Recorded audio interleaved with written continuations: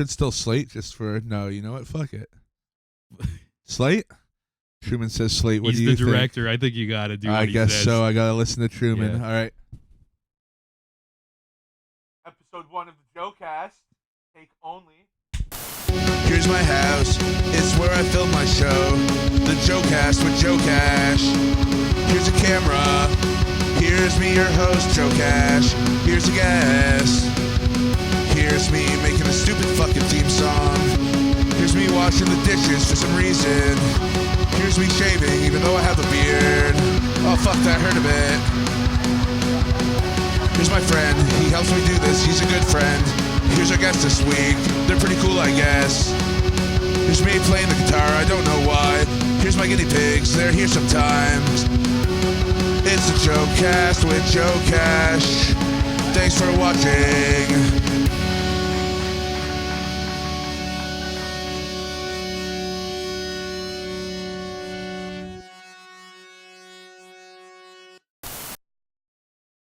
What's up, buddy? Hey! How's it going? We're here with my good friend Sean Sirianni today. I am so fucking honored to do your first episode. Am I allowed to swear on this? You can swear as much as you want or as little as you want. I do not give a fuck. I want to say, like, I'm treating this like Letterman. I put on my fucking suit jacket. I love it. I love it. Yeah, and it's just like, you know what? I believe that intentions are everything, and I got a feeling that this thing may blow up. It might not be right away, but you just got to keep chipping away. And I don't know. This is a fun setup you have here. It's like so loose and yeah. You know what? That's exactly it. It's so easy. I wanted to do something that was just so relaxed and like, you know, we're filming this in my house. Right? Yeah, so yeah. This is such like a chill vibe, and so that's exactly it. I'm just doing it for fun. Yeah, like, I've had so much fun doing podcast with you and the other people I've gone, but especially with you, and it's like,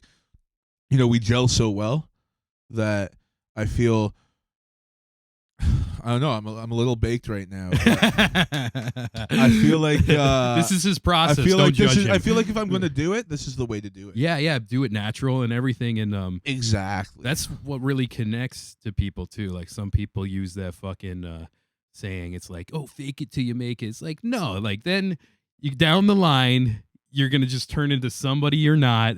Exactly. Just reel it until they feel it. If they don't get it right away, that's their problem. Reel it until they feel it. Watch, yeah. Next episode, I'm gonna have a custom-made shirt. Just reel it. Just have my face on it. Like, ah. Yeah. But yeah, you know what this reminds me of too. The very first podcast I ever got exposed to, and they weren't calling them podcasts at the time, right? And it was actually Tom Green was doing a show called Tom Green's House. Oh, snap. On his webpage. And what's crazy is it was like early to mid 2000s when like all the internet technology wasn't there. Right. And he was kind of doing nothing, just living in the Hollywood Hills, had a bunch of money, and like just changed his living room to look like a Conan O'Brien or whatever. But the servers he had to install were crazy, insane. Right? And the word podcast wasn't out yet, but right. he would just call it Webovision.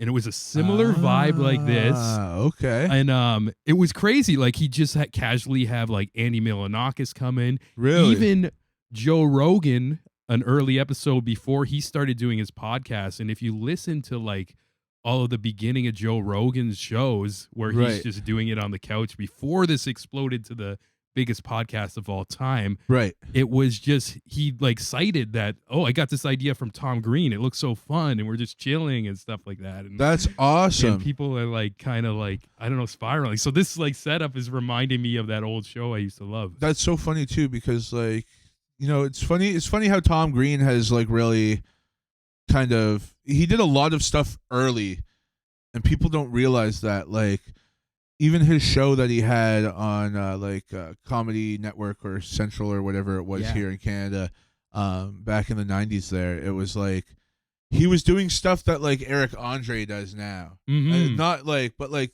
I almost want to say not at quite the same level as Insanity, but really at a pretty similar level of insanity, right? And it's like he it's weird. He was he was kind of ahead of his time in a lot of ways like that. But I have to check that out. Yeah, because even that's really before like interesting. that show you mentioned too. Again, he had like he bought like some time on cable access or whatever. Yeah. So it was only playing in the Ottawa area. Yeah. But he was still doing these crazy fucking skits. Like again, like just like Yeah, he was going out on the street talking to people, and he had like that kind of talk show format set up and everything. yeah. I love seeing things evolve like that, especially like that's why I'm always the type of person like seeing you want to start this, or if Yeah. somebody has like an ambition in other directions, whether it's like maybe comedy or music, and I tell them never hesitate to just try, like the first time you do it, it's never going to be perfect, Exactly. It's like and even like, well, And do you really want Yeah. it to be perfect? no, That's the thing, right? At the end Yeah. of the day, you want it to be real. You don't want it to be like too contrived and like forced, right? You want it to Yeah. be real and chill. Facts, Man, man. I'm loving this. I'm just like vibing right now. I'm Fuck yeah. fucking baked. Yeah, Truman's yeah. giving me the thumbs up. Yeah, shout outs to the undetectable bomber. He's pretty much your young Jamie of the Joe Rogan show. He's behind the scenes right now, holding it down with a handful of cameras. Oh my god. He's an incredible rapper. And this guy's doing the dance. yeah. Yo, you would never do that if you were on camera, would you? Yeah, He never. said never. Exactly. For the people at home. That was a rare moment right there. Mhm. That was a rare moment in time that we may never see again. yeah. You can just talk. You don't have to put your hands like that over your face. He's like cupping his hands over his face. Maybe for episode 2 you can plug in a mic for him too. Well, yeah, I thought about laving them up. I wanted to see how this one went because I didn't want to like throw a third thing at, or like I guess a fourth thing at him, right? Yeah. But no, that is the goal. And I was also saying if I get there's a little shelf that you guys can't see on screen. If I can get a little GoPro going there eventually for him, that'd be cool too. Oh yeah, that'd be amazing. You just cut in and out and everything. What do you think of that? He likes it. He likes it. It's going down, baby. It's happening. Yeah. That's what's up. Even I want to say it's cool to like kind of have an excuse to wear a suit jacket. Like I usually only wear these at like weddings and funerals. Bro, you're looking and- fly, man. Oh, That's what's up. thank you. Hell man. yeah. I almost feel underdressed, but can you see my shorts? As long as you can't see my shorts. yeah. You can probably see my shorts. He's not though, wearing right? pants at all. He's just flying out right now. That's okay. It's going to get cropped a little bit anyway. Yeah. It's cropped and shift. Crop and shift. Yeah. This Yeah. is amazing though, but yeah, this is cool. Especially what I love about you starting to do the show too is you have such an amazing network. You're connected to like the punk scene, like battle rappers, music, Yeah. everything. And it's like one thing that I learned on my years of doing podcasting too is like just kind of taking your own network. Say you like interview each one of these people, each one of these branches almost turns into like an endless path, like almost like the branch turns into a bush of other guests because Exactly. you connect to them. People in their network will see like, oh, Joe's a cool guy. Like this seems like a cool concept or whatever. Yeah. And just for the past like 2 years, like I've never had a problem with like finding guests where maybe at the beginning I'm just kind of clawing and stuff. Right. And now it's almost turned into like this beautiful thing where it's almost too much, and like even Yeah. PR people hitting me up. Oh, this person's got a movie. This person's dropping a comedy album. That's like, amazing. and it's just like I wish I could take all of you and And it's that's what I'm crazy. saying, Yeah, yeah. like it's nuts. Well, and that's the beauty of it is, I mean, well, like look at it this way, like thanks to you, I've been on a couple other podcasts, and it's like, Big ones too. Dean Blundell, baby. yeah, Congratulations exactly. on that. And man. it's like, but that's the thing. It's like doing this stuff with you is just like, I don't even know you from doing podcasts. We know each other through doing the video stuff. Yeah, right? And yeah. through King of the Dot, right? Yep. And that's what's funny is like we have so many connections to that, and yeah, as you said, like through the punk scene and everything. But like here we are doing a podcast, and somehow everything has met up to this point. Yeah. It almost makes sense in like some cosmic way. Yeah, And- it's yeah. like why not do it, right? Yeah, And that's yeah. what I was thinking. It's like why not do it? Like I got so many connections. I've gotten used to the format, and like we were talking about it too, like being able to network with other people that do podcasts, because now it's like people are going to check out your podcast knowing that you do one, and they're going to go and check out your work, and vice versa. So, when I go on your podcast, people listen to. I'm saying podcast so much. Yeah, that's what we're doing today, baby. It's what it is. It's what it is.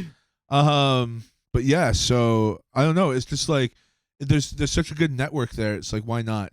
Yeah. Why not? Right? Definitely too. I also feel like I don't know. This kind of something yesterday kind of put everything in perspective. Of like I almost like I got in so much momentum. I forgot even what my intentions were of doing it. It's just like Right. Just this thing's just snowballing and it's growing on my end with the Creative Imbalance, the podcast I do.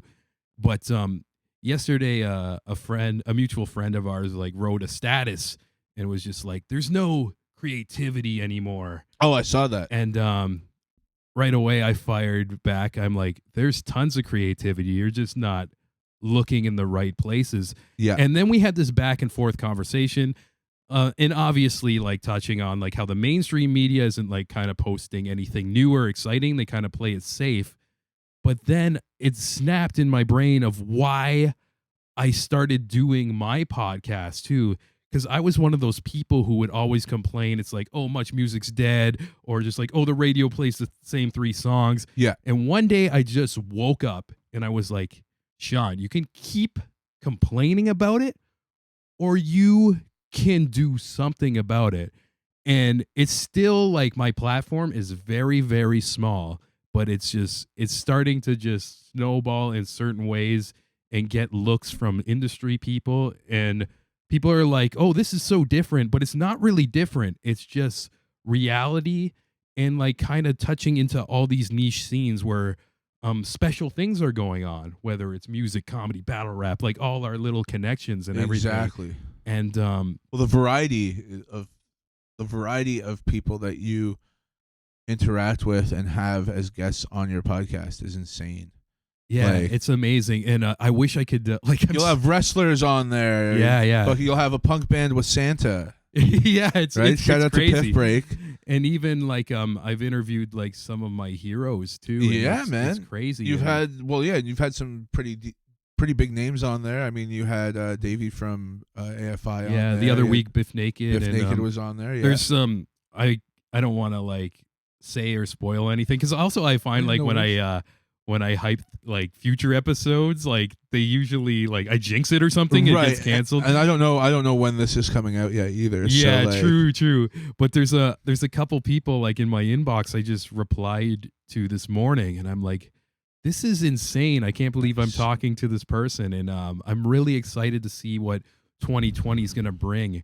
And it's not about the big names, it's just like stories of people who are going for it, like maybe the early stages of just like out there grinding, or just people who have accomplished everything and just doing it, Well, yeah, and that's the thing. You have people just starting out. You have people that have been doing it for a little bit, and then you have people that have been doing it their whole lives on there. And you get so many different perspectives from these people and what they've accomplished with themselves. And it's like such a wide variety of perspectives from different levels of success and experience within all these different areas of expertise and art forms and everything. Yeah, and it's like maybe like what am I trying to say? It's like even doing that, like unconsciously trying to promote all these people, I am also like the selfish side of this is getting so much amazing information and inspiration, and like some people they may be like on different paths than me, but being in like these conversations with people, like every time I do an episode, like I walk out of there with like a fire under me. Like, I don't know. It's like such an amazing thing for my own mental health too. And like, it's that's just what nuts. I've noticed, man. It's so true. You go, I go and I do a podcast, and afterwards I'm like, holy shit, I have done a lot of stuff. Like I do have stuff I'm proud of and like accomplished, because as artists it's so easy to get stuck in like a rut, or like to like doubt yourself so much. Mm-hmm. You know what I mean? Like I feel like part of being an artist is like constantly doubting yourself and having to find ways to like overcome that. And you're totally right. It's like you do a podcast or something, or you even just have a great conversation with somebody, and it inspires you, and kind of lights a fire, and it's like I wanna do this now because other people are doing this. Why can't I do this? Yeah, yeah. Especially like with you with like the music too, especially like you can get invited on a show like Dean Blundell and they're like, Right. they asked me here because of the song I wrote, and like So maybe trippy. that week you could be feeling down because like anything, like if you're doing creative work, it all goes in waves, like ups, downs, like there's quiet moments and everything. And like I feel like sometimes just the universe will just like toss you something and like give you a poke, like, yo, bro, keep going, keep going. Keep That's going. it. That's exactly it. Actually, it's so true because when I put out Scarborough Girl and it started doing so well and everything started happening, it started to trip me out. But like, it was also like, oh, like,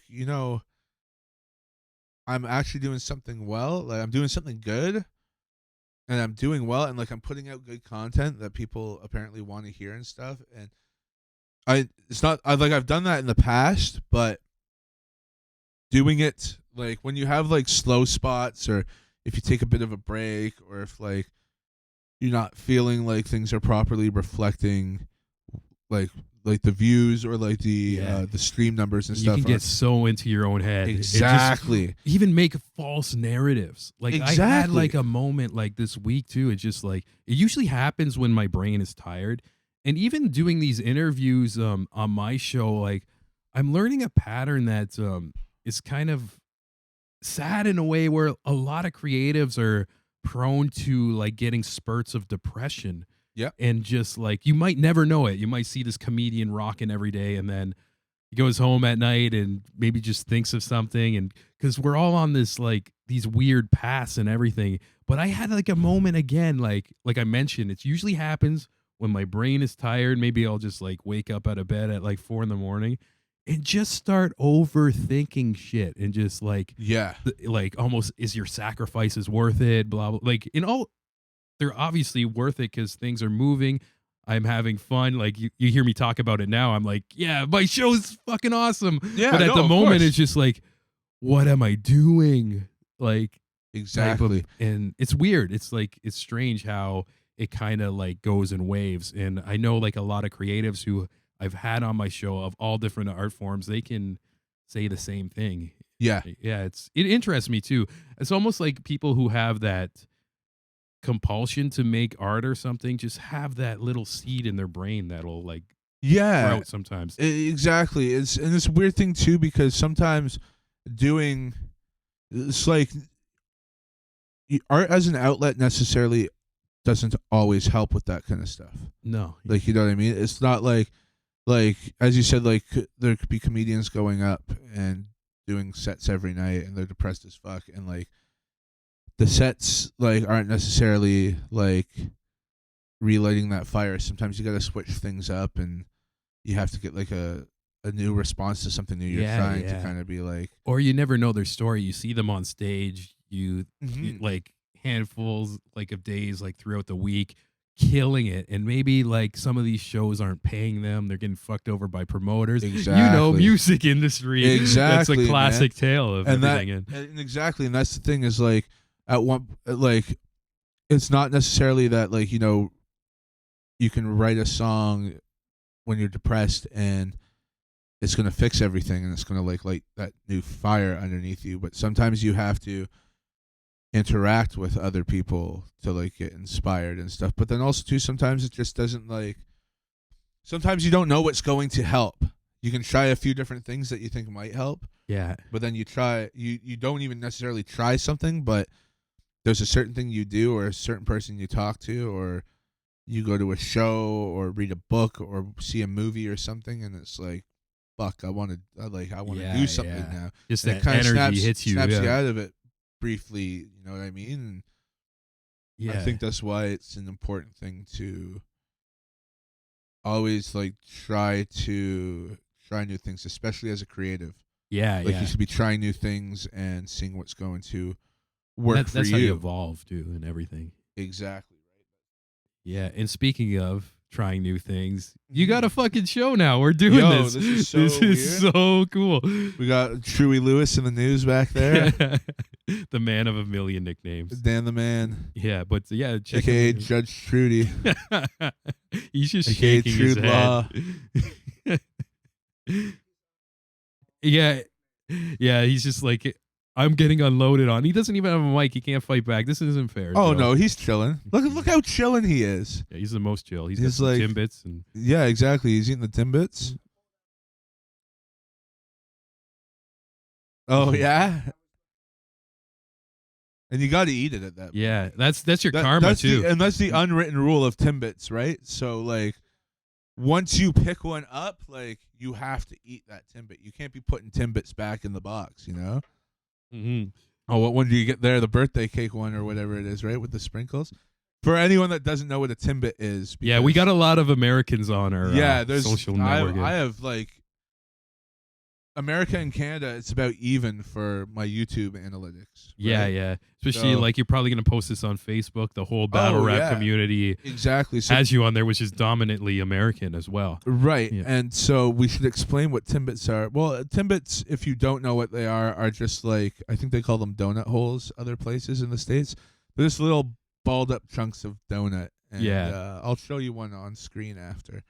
And I brought some over for the boys today because that's just what Like a Canadians legend. do. We're all friendly neighbors, even though I live across town from you. Yeah, We just bring some Timbits or But, like, coffee or a case of beer. that's and, what I like, was saying. it's nature. The beer, that was Yeah. the other thing. It's Yeah. like you bring the Timbits or the coffee or the beer, or like I guess now that it's 2020 and we live in Canada, sometimes the weed, whatever. Yeah, you wanna yeah, bring, yeah. Right? So It's just what we do. I did it unconsciously. I don't even remember going into Tim well, Hortons. it's second I nature. just had a box right? of Timbits. It's I was at second your door. nature, right? Yeah. Exactly. It's like, and you know, like there's always coffee. Like that's the thing about my house too. Is like there's always coffee, but like bringing the Timbits through like that's a legendary move. Yeah. But it's second nature. Exactly. Yeah, definitely. We don't think about it. It's like, oh, I'm going to show up with something. I'm going to show up with something. Hey, better pick up some Timbits on the way from Timmy's there, all right? Hey, bud. Hey, bud. Hey, doing over there, bud? Bomber's not impressed. He's just like, wow. Ah. You are gonna have a laugh track, right, on this? Oh, I might put it in Yeah, at a few yeah. points. Look how cooked he is right now. Though. His eyes are barely open. And I love it. He just tried to open them up. more. Yeah, you guys. Yeah, I want to like- mention too. They've been smoking like all day before I came here. Yeah, which isn't even like that long of an all day, but like I did smoke quite a bit in the amount of time that we've been going there. But yeah, we're all baked. We're all baked. No, we don't gotta do a slate. we're okay. What were you gonna say there, Sean? I was gonna say it's cool to have people like you and like just a lot of people in our community like on this journey or whatever. I feel like a lot of our, I don't want to use the word network, but our friendships, Our brethren. our brethren, and Our brethrens. sisterins, we know a lot of people doing different things. Right. It was music, podcasts, comedy, blah blah blah. I keep mentioning it over and over on the show, but there seems to be like a similar soul of all of us just kind of understanding we're going against the grain in a certain way. Yes. And it helps so much to have a community like of like-minded people to not only like support, even like give you the nod of the hat sometimes. It's like keep going type of thing. That's it, right? Like a lot of people don't realize that, like, you know, you can't get too wrapped up in like likes and shares and stuff, but like, you know, something as simple as sharing somebody that we know and respect and are friends with sharing one of our videos or one of our podcasts or one of our new songs.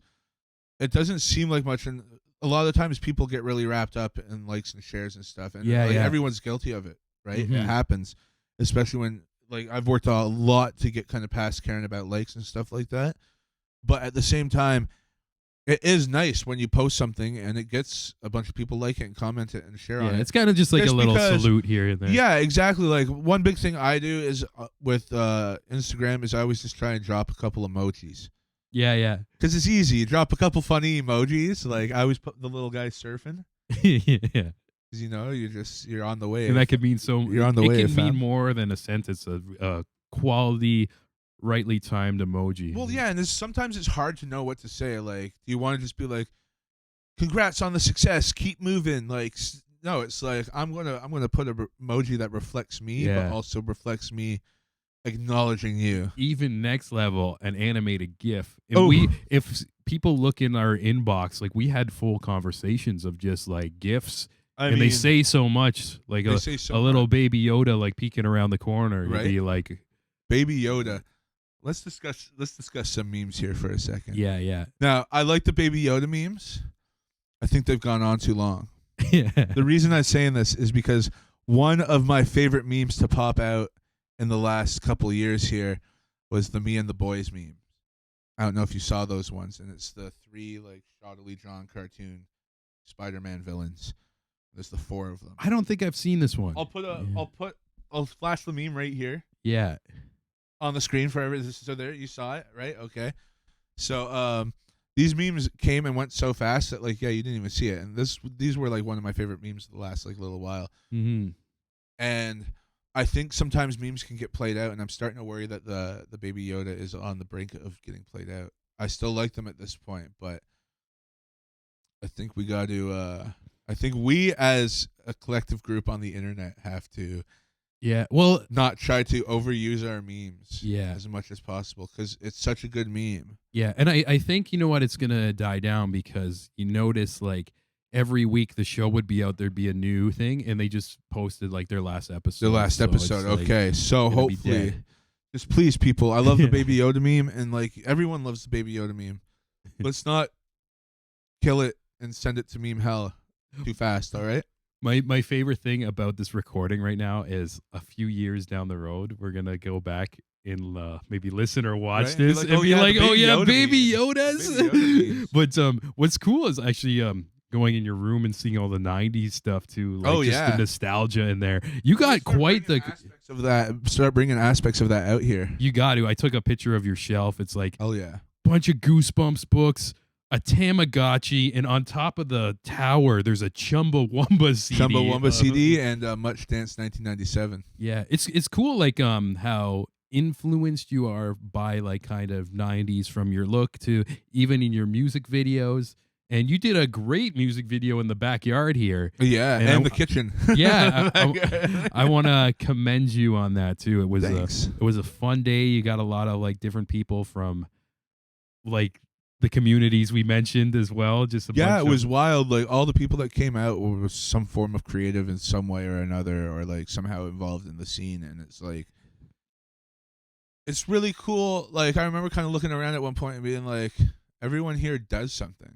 yeah. Like it's not just like a It's bunch like I of, watched that video and it's like, oh, a who's who. Yeah, It's exactly. so It's drastically like, oh, I different. forgot that Yeah. person was there. Oh, I forgot that person was there. Yeah, it was fun watching that footage back. Yeah. I also had to cut a lot of it out because I was way too drunk for a lot of the performance stuff.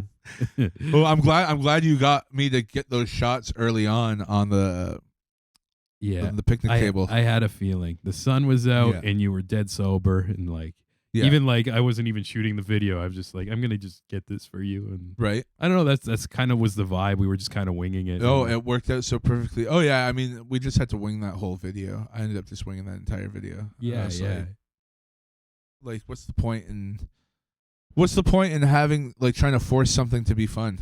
Mm-hmm. Everyone should just have fun. have fun. That was Reel it till they feel it, Yeah. baby. That video is called Soda Pop, by the way. You can go and check that out on this channel that you're watching this on. Yeah. Ha ha. Even cross promotion, the creative imbalance. Go check out the Joe episode. We talk about a lot. Oh of that yeah, too. there's several Joe episodes. Yeah. The earlier ones are a little drunk when They're still so much fun though. There's Oh, that yeah. one I was super drunk though. I think it was the one I played some yeah. songs first. that was the Girth Radio in session. Yeah. It's usually my boy Sammy Unan's show, but Right. I got him to get you on the show, and he's like, "Oh, you know Joe, do the interview segment." So it That was comfy and- that was funny too. I like the interview after, and I'm like yelling at Logan like from the soundproof room, so you can't hear me. Yeah. But yeah, good times. Especially like I miss that studio space. For people who don't know, in my whole podcasting journey, I got signed to this network called Girth Radio. And the studio was inside of a bar, which was an amazing bar. It was called the Pacific Junction Hotel. Yeah. And oh my God, like it breaks my heart almost talking about it. Like it was such a special place to me. It was honestly my sanctuary. It was really cool, and man. It was really fucking just cool. there was like a great vibe in there, Yeah. and just like a young crowd. All the waitresses were just beautiful, and I'd walk in and like they just started treating me like a king, undeservingly. And it's just like it was I feel you. it was Yeah. it was a magical time in my life, and I kind of like think back to it, and I was like, oh, that was something special. And what happened? It was just the bar ended up getting sold and turned into Right. something else. So is it still a bar? Or are they ripping it down for condos? so it's now like a more fancy bar eatery type thing. Totally Okay. different vibe and Totally everything. different vibe, eh? Yeah. And That was a lit spot. yeah, it was insane. And That was a lot of fun there. yeah, rest in peace, the Pacific Junction Hotel. R.I.P. Yeah, that R.I.P. actually helped fam. me kind of build the show as well. Them Yeah. letting me have free range and the ability to just do new things and also make mistakes as well, which was so important. Exactly. Almost to bring this conversation full circle of when you start doing something, it's like you just got to go for everything. And then Right. in time, it'll just mold into something that works for you and works for like whoever's watching this. And like, Yeah. it turns into like just this unconscious growth if you just keep doing it. That's Almost like the just thing. going in the gym and like working out, but it's like kind of working out like your craft or whatever you're trying to do. Exactly. It only gets better like as you go. That's the thing that I think a lot of people don't realize. We kind of live in the age, well, because we live in the age of like viral success Yeah. and people being able to hit it off virally without necessarily having to put work in a lot of the times. Not to discredit anyone that's like put in work and had viral success and stuff like that, but I think that a lot of people will attempt something, and if it doesn't like get success like the first 2 or 3 attempts, then they give up on it and they move on. Or they're on social media. None of you so fucking support me. Blah blah blah. Yeah, but it's like, well, you've put out one thing. It's like, and actually, people are supporting you pretty well considering you've put out one thing. Yeah. But you're not gonna blow up overnight. Like that's so rare that happens. Mm-hmm. You know, it's so rare that people It's like winning the just- lottery in a way. Yeah, it literally, you probably have about the same odds as winning $10,000 as you do going viral. Yeah. Like, you know what I mean? Like, Yeah, actually, I don't know when this is going to get released, but my last episode from last week, I had a mutual battle rap musician friend of ours, Eddie I. Eddie I. We talked a bit about Shout out to Eddie I. how he's doing so well. He's got a killing huge it. following, traveling the world, doing his thing. Killing it. But like he mentioned, like how he shares shit, and he's never tagging 100 people in it. Like just like going into everybody's inbox and almost being annoying. And we had this conversation. It's like there's a way to like, I know you can also like as you're trying to promote yourself. I was going to ask you can about be- this. Yeah. You can be too aggressive to the point where people don't want to like check it out. When I notice even on my side of the spectrum, putting out episodes and the way I do it is very casually. I'm not like diving into every inbox. It's just like, hey, Right. this is the new one. And it's almost like it's here. I'm never writing, you have to listen to this or blah, blah, blah. Exactly. But you do it enough. People are going to start being like, what is this? You know? And then they might start catching on. And Exactly. for me, it's been a slow burn, but it's been, I don't know, so rewarding in a way. Yeah. And it's just like, people like, Well, you've put the time in and you've put like the consistency in, which is another big thing is like, you know, like if you can, whatever you do, if you put in the hours and if you try and like at least maintain some semblance of consistency, yeah, it's surprising what you can accomplish. yeah, that word consistency too. Amazing. That's the most important one. Yeah. You know, too, from doing Yeah. shows, And that's music, one thing everything. I'm trying to like do. That's actually part of why I'm doing this podcast as well, is because I want to try and maintain like consistent content on my channel throughout the year from now on. Like I want to be able to release a video a week, even if it's like a dumb 30-second video or Yeah. a 10-minute segment from like not necessarily like or an episode of this podcast, right? Like I'm going to start trying to do 2 a month Mm-hmm. from this, like every second Tuesday or something like that, right? Yeah. Every other Tuesday drop a podcast or something like that. I haven't fully decided yet. I can see you getting addicted to it and doing it once a Oh week. yeah, Maybe not right that's, away. That's the goal eventually, is to get there, right? Yeah. But then I want to be able to have, like bits of content I can put out in between too, like little 10-minute segments like you were talking about I should do with my dad and stuff like that. Oh yeah, right? that'd be amazing. But like honestly, like how good does it feel to just have this conversation like Dude, this? I'm loving this. I mean, we How see long each have we been going for? Yeah, see, that's amazing. Yeah, and like doesn't even feel like yeah, it. Bomber says like it's at 35 minutes right now. Yeah. When you're in the midst of it, it just feels like we just turned on the camera. It's wild.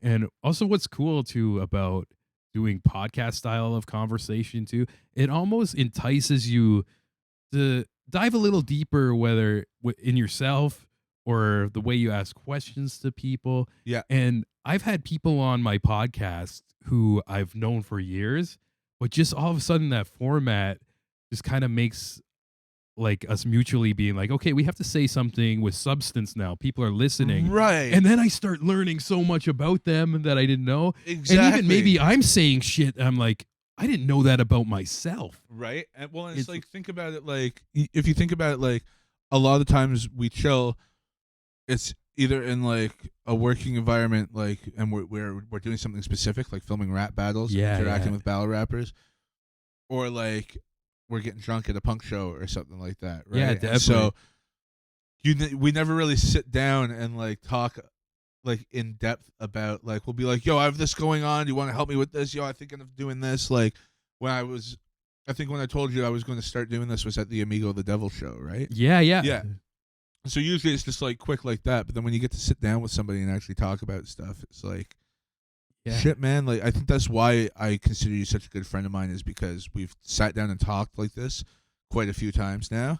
My guy. Mm-hmm. My guy. Yeah. And thanks for having me on this first one. Oh, of course. Too. But Even, yeah, that's like, what it is. It's crazy. Like I've known you for so many years through introduction through King of the Dot, which it's like we've been on like so many different adventures. Like we actually, me and you never traveled together, but we both traveled separately, where I went to a bunch of the LA shows and you're like the cameraman of all like the Detroit ones and shit like that. Like Cleveland, and but also like I'll go out to the Boston events sometimes. Yeah. Some of our perspectives on like those big shows is like, oh my God, like the shit we're like a fly on the wall for, and just like it's almost like, I'm not going to like say anything incriminating about like people or anything, because obviously like when it's time to party, that's like should be kept private, you know.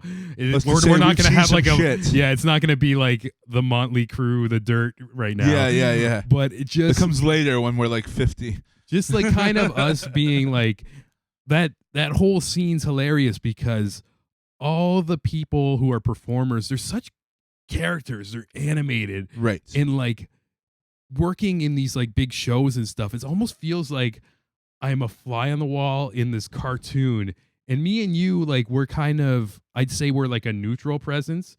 For sure. We're not stepping on toes. We're behind the scenes, behind cameras and stuff like that. Exactly. Which is like the fucking circle we're in is just crazy. And it's wild. There's a lot like, I don't know if can I share a little story too? Just like, buddy, like talk about whatever you want to talk about. How weird my experience has been on there, and like usually like on my show too, I don't really dive into like this kind of stuff. On here, you can talk about whatever you want. Because like afterwards, if you're like, maybe we should cut that out, I can do that. But like, no, you're free to talk about. No, but this is a good one, and this also connects with me being inspired to do the podcast and actually building my craft to become an interviewer.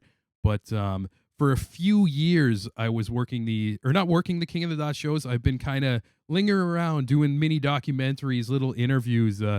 For a while, Mindbender, he was recording at a studio that I used to intern at, and I was going to the early King of the Dots, like World Domination 1 and all this shit. Okay. And we were doing little blogs around, and then doing it for a couple years, and around Blackout 2, it was like the week before, I bought a new Canon camera, my 7D, and Philly D hit me up and was like, yo, our cameraman dropped out. You have one that matches. Can you work the show? And sick. Shouts out to Philly D. Yeah. And even for years, like prior, like before I even picked up a camera, I was watching a lot of, not really King of the Dot. I was watching Grind Time in college. Right. Yeah. And Oh, yeah. this blackout card was amazing because it was just basically almost all my favorite Grind Time people. Right. And even like the people who weren't on the card, the people in the building, like who were co-hosting and judging, from Poison Pen to SoulCon and shit like that. Right. Right. And it's like, oh my God, like all of a sudden, like one day it was like, I am in my YouTube subscriptions right now. And I am like working in this, and this is crazy. So the job they gave me was to film all the judges' interviews and all the battler interviews, which they don't do anymore on the videos because it takes so long. But all weekend, I'm meeting each and every one of these people who I admire and having like, and they're getting to know me.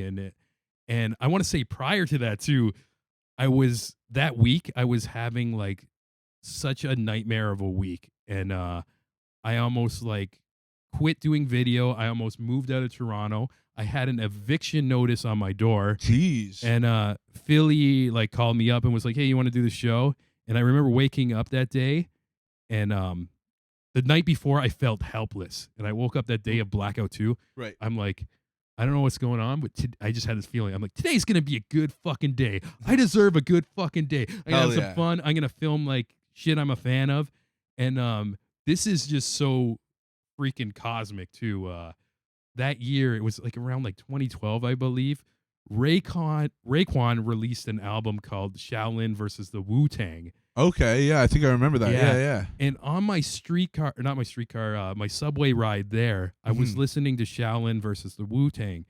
And so as this show is going on, I got backed up with interviews and judges stuff where I missed the last couple battles, like Cortez, Holohan, shit like that. And I didn't know, but Raekwon got dragged in to co-host. This is like so fucking weird. So I'm just doing my thing. I missed the last couple battles.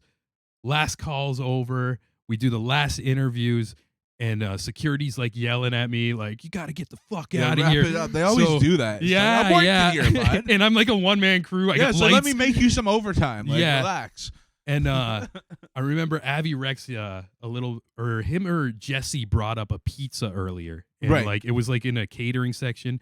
So I started eating this pizza, and this is gonna tie in with something later. Okay. And so I'm tearing down my stuff, and then again, like I forget if it was Jesse or Avi or Sandeep or somebody runs upstairs and is like, "Sean, what are you doing?" I'm like, "Oh, I'm packing up. Security's yelling at me. Like I'm not used to this venue or whatever." Yeah.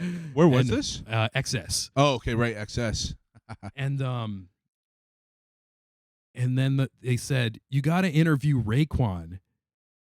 And I remember my brain almost like it felt like it glitched, like because that day I was fucking obsessively listening to Raekwon versus the Shaolin. It happened to be on repeat, right? Yeah, like my whole way there. Yeah.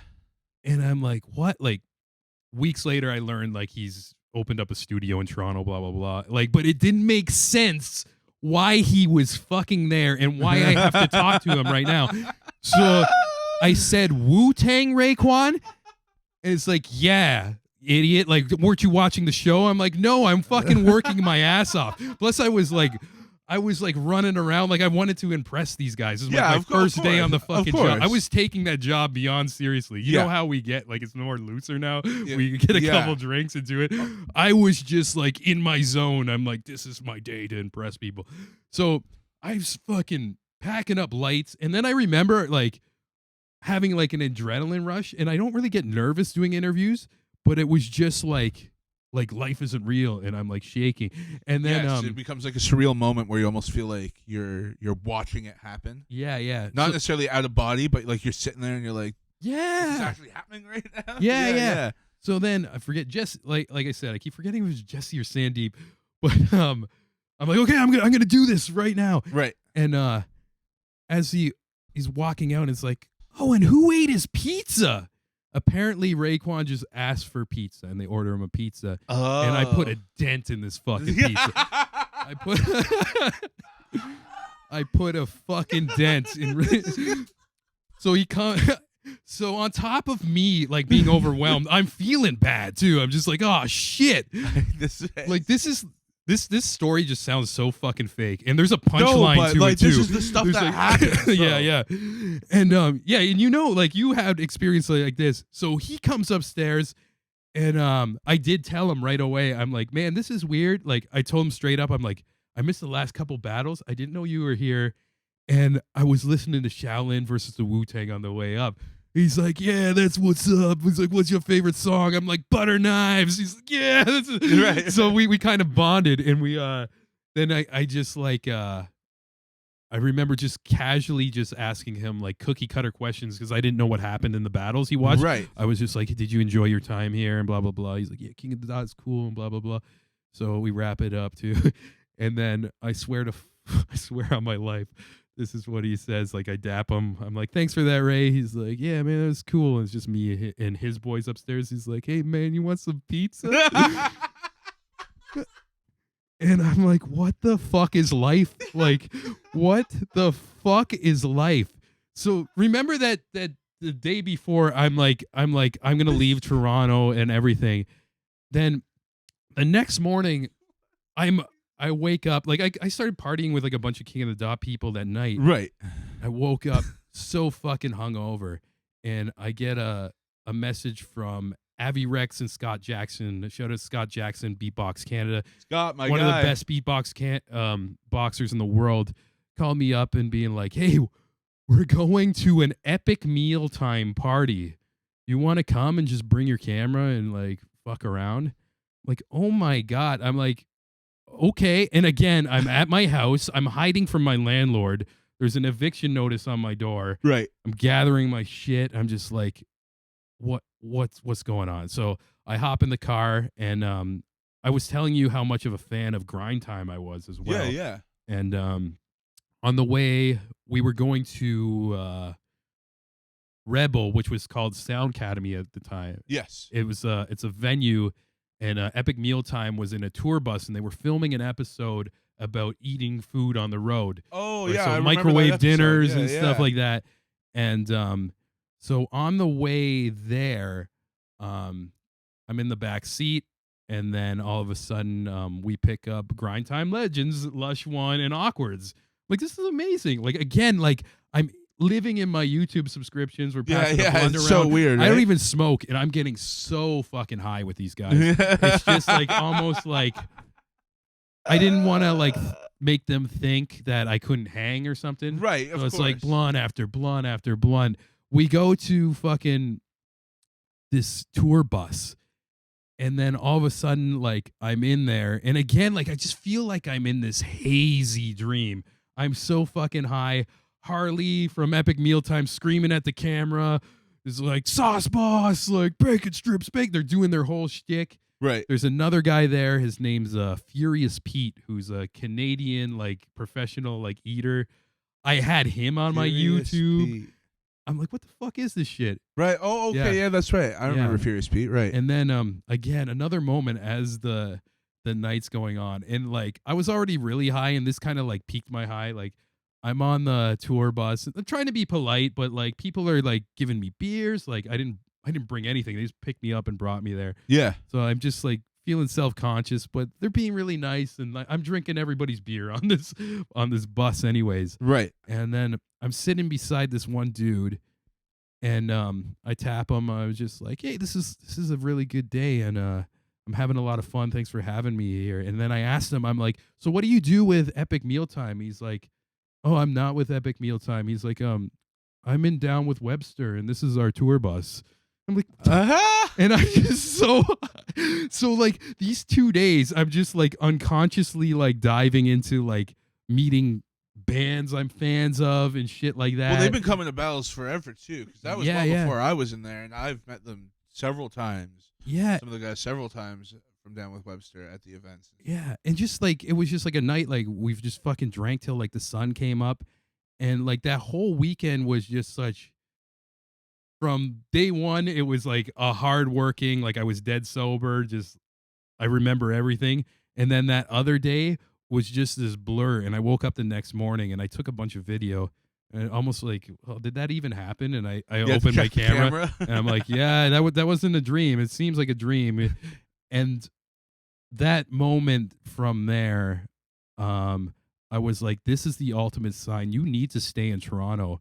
It's almost everything you are a fan of is getting funneled into you at the moment you're about to quit. I was like gonna move back It's- home with my fucking dad and just Yeah. like give up everything. It's And weird how that also, stuff happens. yeah, eh? yeah. And I never it's aspired to be an interviewer, but I gotta give King of the Dot credit in the recording studio I worked at, doing little video blogs for different artists, where I became like almost unconsciously learning this natural ability to interview people.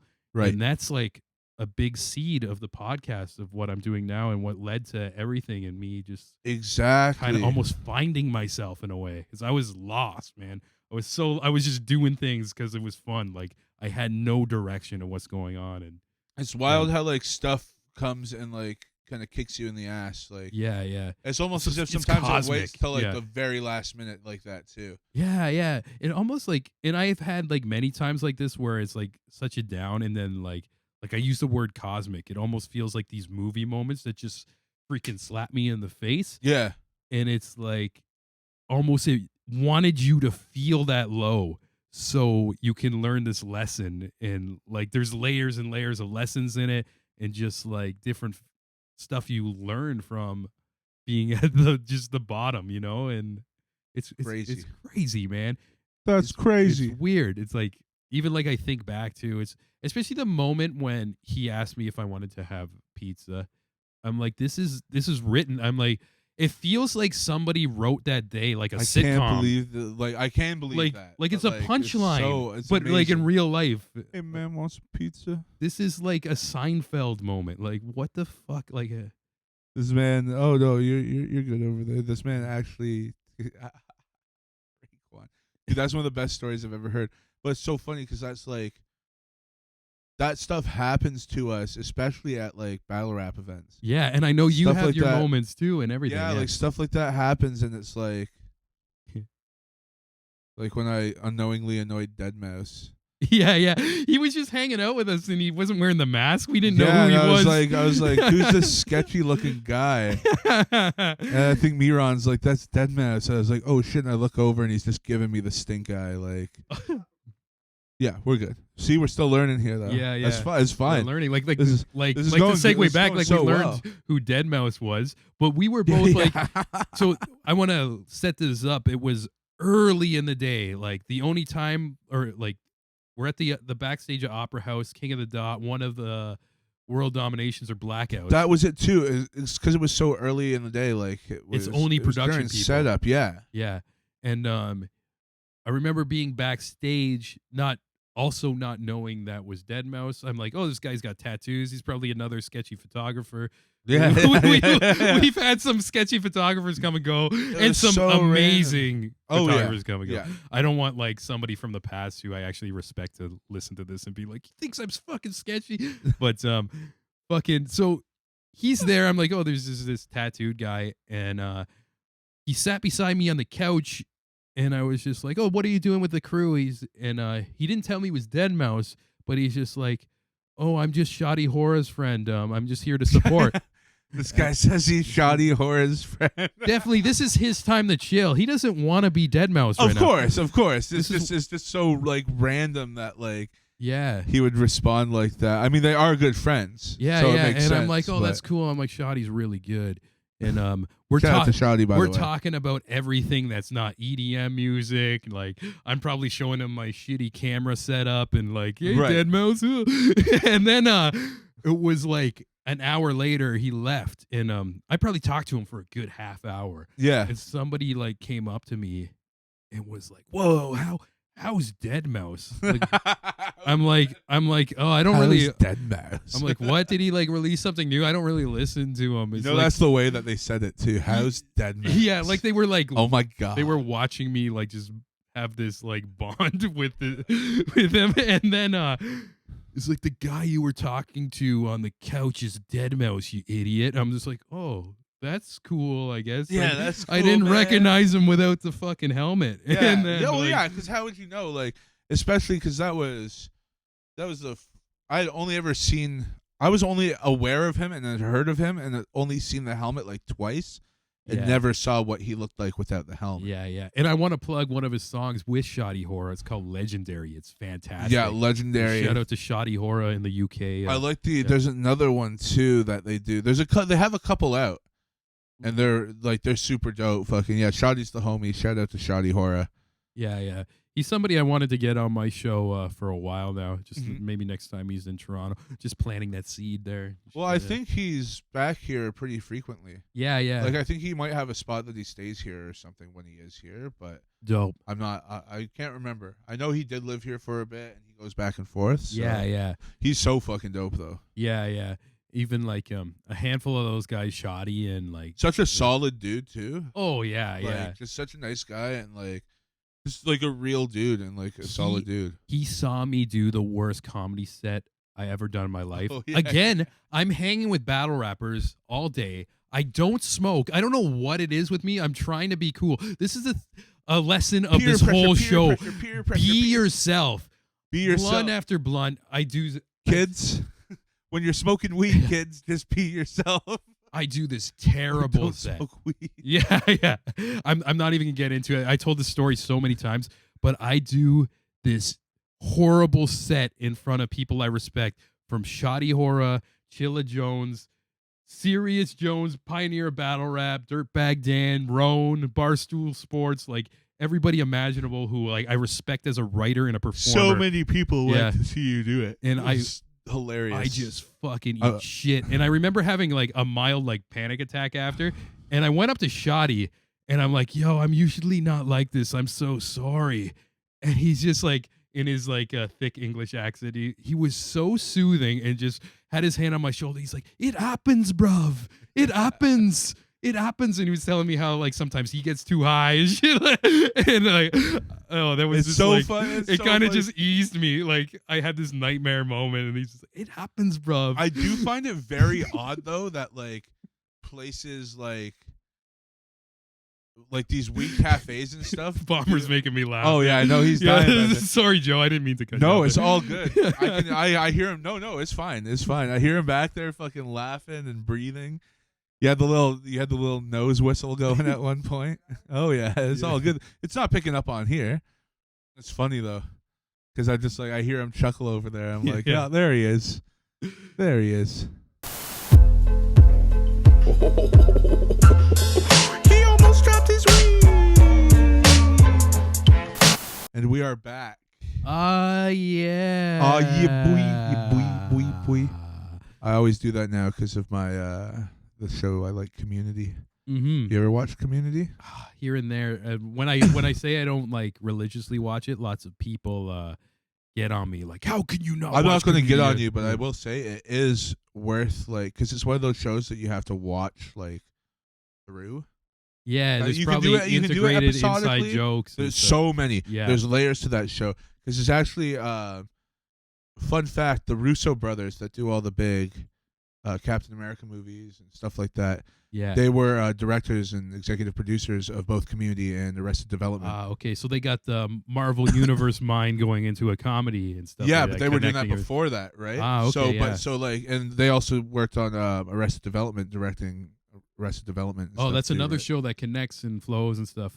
Exactly. Yeah, There's layers to this stuff, so it's actually like it's worth watching if you're ever looking for something that you're actually going to start from the beginning, and it takes till about halfway through the first season to find its feet. yeah. But once it does, and once you get into it, by the time you're going into the second season, you're going to be like, and I know you pretty well. You're going to be like, this is fucking amazing. Yeah, just you saying that, like, you know my humor and everything. Like that. Yeah, So, I exactly. will give it a good watch, and I will Yeah, let you I mean, know. just next time you're like, hey, I got like a week break from whatever. It's like a holiday or something, or Yeah, definitely. or I want to start binging something like light and Mhm. funny because it is light and funny. Yeah. The beauty of it. Not to cut you off, I want to mention We left a cliffhanger at the commercial break. Well, Remember, yeah. I was supposed to remind you. Of Well, yeah, something. and that's what I was about to say. Speaking of light and funny. Yay! Hey, my first segue. So yeah, that was my first segue. So yeah. So speaking of light and funny, That was crazy. what is up? What is up with? No, just But What's the I always deal? thought that having comedy shows, because you do stand up and stuff, and like Yeah, occasionally. yeah, you yeah. dabble, Yeah. you dabble, right? Yeah, I dip my feet in the shallow end. Exactly. Mhm. But still, you are well versed in the world of comedy. Like the way I look at it is, if somebody's done something like that, like you know enough about the art form that you can discuss it. Yeah. Also, I feel like I've had a lot of comedians on my show too, and just picking their brain. Exactly. And yeah, you mentioned the weed cafe environment. Yeah, so that's what I'm saying. Like, why? Because like I've been to the Weed Cafe where they have comedians, and 19 times out of 20 times it doesn't go well. No, it's everybody's zombified. There's certain ones where they let you dab there, and people are just like melting into their yeah. seat. They could be even enjoying it, but you're not getting this is like the laugh. Yeah, Yeah, or just blank stares and shit. right. Like Even- what Trauma's doing like right now. Even like someone will be stoned, but they'll be like too embarrassed to laugh loud, and they'll be like, yeah, don't bring attention just to me. laughing in the back. Yeah, exactly. And I had a comedian on a couple weeks ago. Her name's Rebecca Reeds, and shout out to her. She's been killing it doing Just for Laughs. Just released a new Nice. album called Buddy. I listened to which that is- one. It was oh, really, it's yeah, it was fucking really awesome, dope, man. Yeah, it was really yeah. dope. She's awesome. Yeah, she was telling me just like, because I mentioned my bombing story on there as well, and she was like, yeah, like those cafes are like the worst. Yeah, Like they're like dead I rooms. don't like- understand it. But I guess like if you just need time to work out material too, but you're not getting the greatest feedback or anything like that, and it's just there's a weird vibe in the air. And like people getting stoned is like cool and shit, but there's like another level. There's a threshold, yeah. Like Yeah. if you smoke a joint and then go and watch a comedy set, that's one thing. But if you're just like sitting there for like 3 hours, Yeah, ripping fucking vaporizers and dabs, and like dabs, like I can't do dabs, bro. mhm. I've done maybe like 7 dabs in my entire life because it just hurts my chest, and I'm so stoned afterwards. Yeah. Like so stoned afterwards that it's like it's unnecessary to me. Yeah, it's It's intense. You got to I light like a getting torch stoned and and relaxing. yeah, Right? I yeah. don't want to get stoned and think that like everybody's out to get me and that I'm having a heart attack and thinking about like something I did on the playground that was like Yeah. cringy as fuck when Yeah, I when was, you were like 7. 7 years old. Like the time I pushed a girl in the mud and like because I liked her or something. Like, you know, I don't want to think about that shit. Yeah. I put that shit behind me. Yeah. And it's like, I don't want to smoke weed to the point where I feel like that. So to feel that way at a comedy show, even if I think it's funny, I'm not going to be like, like, look at me. I'm going to be like, this is funny. Yeah, and those like venues too, they all have snack bars where they just sell edibles like cookies and shit. Oh my God. People And are just I can't do the zombified. Yeah. edibles either. Yeah, I cannot do the edibles. It's fucking, it's like, it's too much.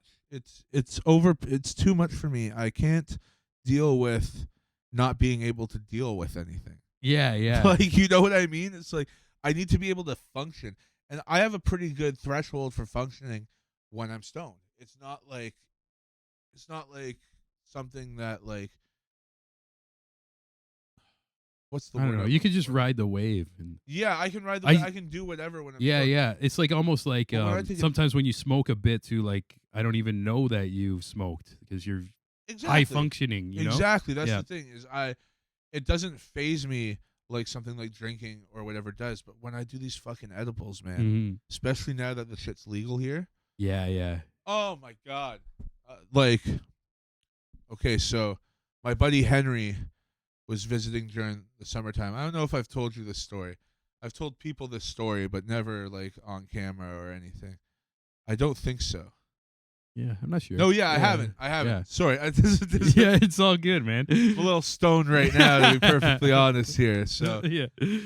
So my buddy Henry comes to visit from BC. He lives out in Victoria, and he brings some edibles for us, right? And like I get a lot of edibles from rappers and people I do video work for and everything, right? Because if you don't know, which you should because you're watching this on my channel, I'm a videographer by trade.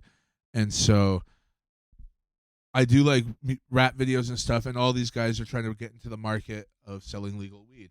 So they're always giving me samples of edibles and everything. So true. Right? You know me, like I don't even smoke.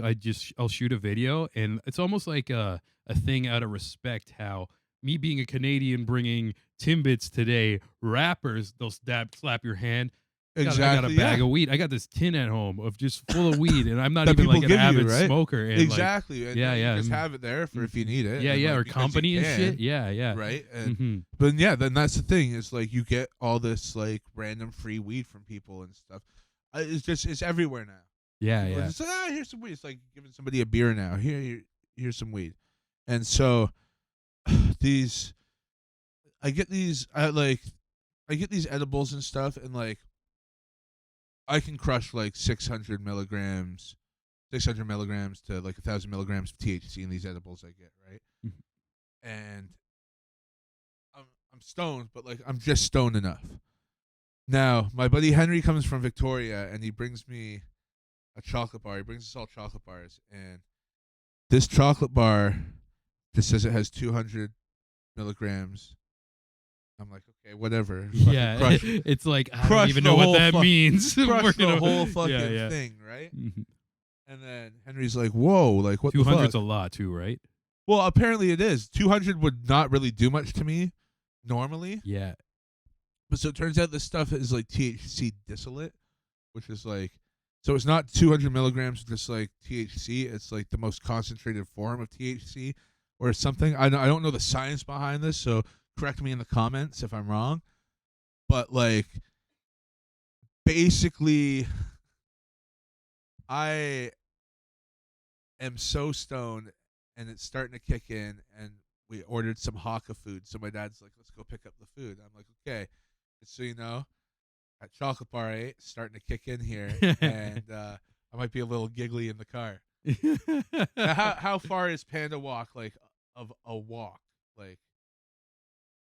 Like 10 minutes, 15 minutes? Okay, so 15-minute walk. We drove there, okay? So maybe 5 minutes in the car, if that. If that. By the time we got there, okay, that car ride there felt like 30, 40 minutes. And it's like a 5-minute ride. Yes. I do think we stopped at the bank. We stopped at the TD on Warden. I'm slow. But Did so everything just get all droney in your head? Just so you like, hear that noise? Yeah, I live between the two, Birch Mountain Danforth, and this is at one Birch Mountain Danforth. So we get there, my dad's like, all right, let's go in and get the food. I was like, I can't come in with you. I cannot come in with you. I can't get out of the car right now. He's like, oh my God. He's like, all right. I'm sitting in there. Car pulls up beside me, and I start like getting paranoid because this car is like pulling up beside us. And it's like some random family gets out. And like somebody's like waving at their friend, and I think they're waving at me like inside the car. And I'm like, why is this random person waving at me? Did you wave back? No. I like looked at the ground and tried to ignore them because like this is what normally I would wave back. Yeah. No, I'm too far gone by this. Yeah, you don't want any interaction with anybody. I'm sitting there and I call my dad and I'm like, "What's the holdup?" He's like, "What do you mean?" He's like, "I've been in here for 2 minutes." Because I think like 10 minutes has gone by. It feels like 10 minutes.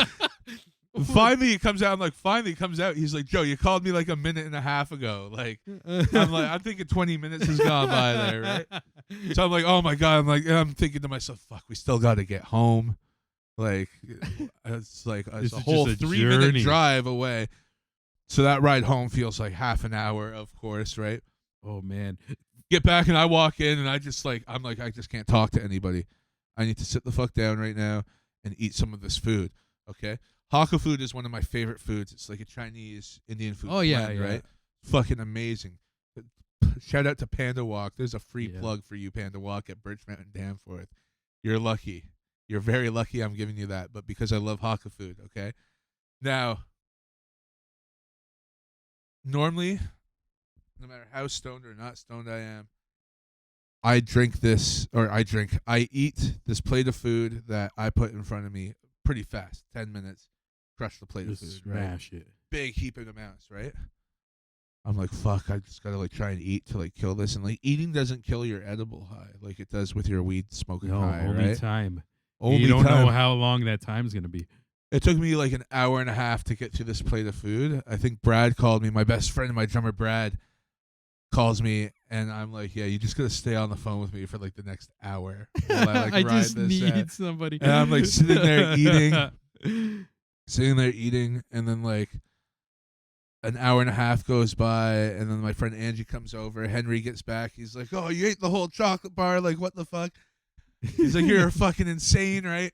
And so like I'm sitting there, and we're sitting in the living room watching a movie here. Like I'm literally sitting right here watching a movie, and I start burning out so hard, and I know I'm going to pass out, and I look, and it's only like 6 p.m., and I'm like, oh, if I fall asleep now, I'm fucked. I'm waking up at 1 a.m. eating so much food, and then I'm not going to be able to get back to sleep till like 2 p.m. tomorrow. It's going to fuck my next 2 weeks up. Yeah. Right? So then Henry's like, oh, here, have these.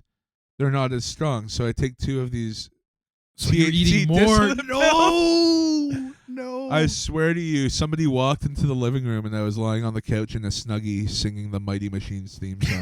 That's amazing. They left me alone for 5 minutes, and so I can't do the edibles, man. It's the dice roll for me. It's a total dice roll, but like it was my fuck up because I guess like I didn't know what distillate was. I don't know what the difference is in some of this stuff. Like a lot of times I eat edibles, and it's like a pot cookie.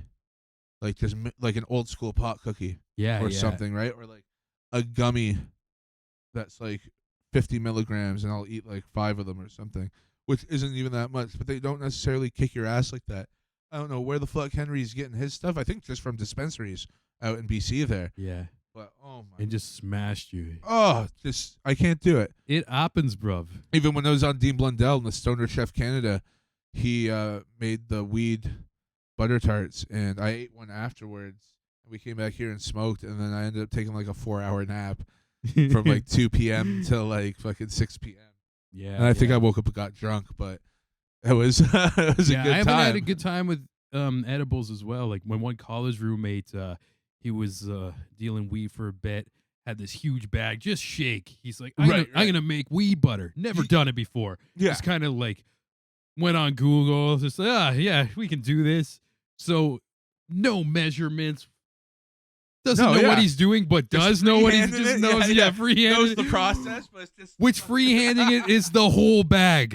Okay, so he ends up making Rice Krispie squares with this weed butter, and like again, we're in college, and I come home, and I was like super hungry, and there's these giant treats, giant Rice Krispie squares. Oh no! And I knew it all starts when you're super hungry. Yeah, I knew there was weed in it too, but I'm just like, oh, what's the fucking shout outs to Kyle. Kyle, I'm not gonna say your last name. Shout outs to Kyle. Kyle. But so I eat this thing, right, and then time goes by, and like you said, it's like 6 p.m. and we're about to have like a little pre-drink because it's like my college house was kind of like the hub of everybody to come over. Okay, word. And we're just kind of like sitting around casually like this, maybe us, a couple of the neighbor girls. And they're all talking, and all of a sudden, I just get this thought in my head. I'm like, I can't communicate to people anymore. And I looked up to my boy Kyle. I'm just like, hey, man, like, I need to go to bed. And he's like, okay, it's 6 p.m. Okay. I just didn't want to be around people.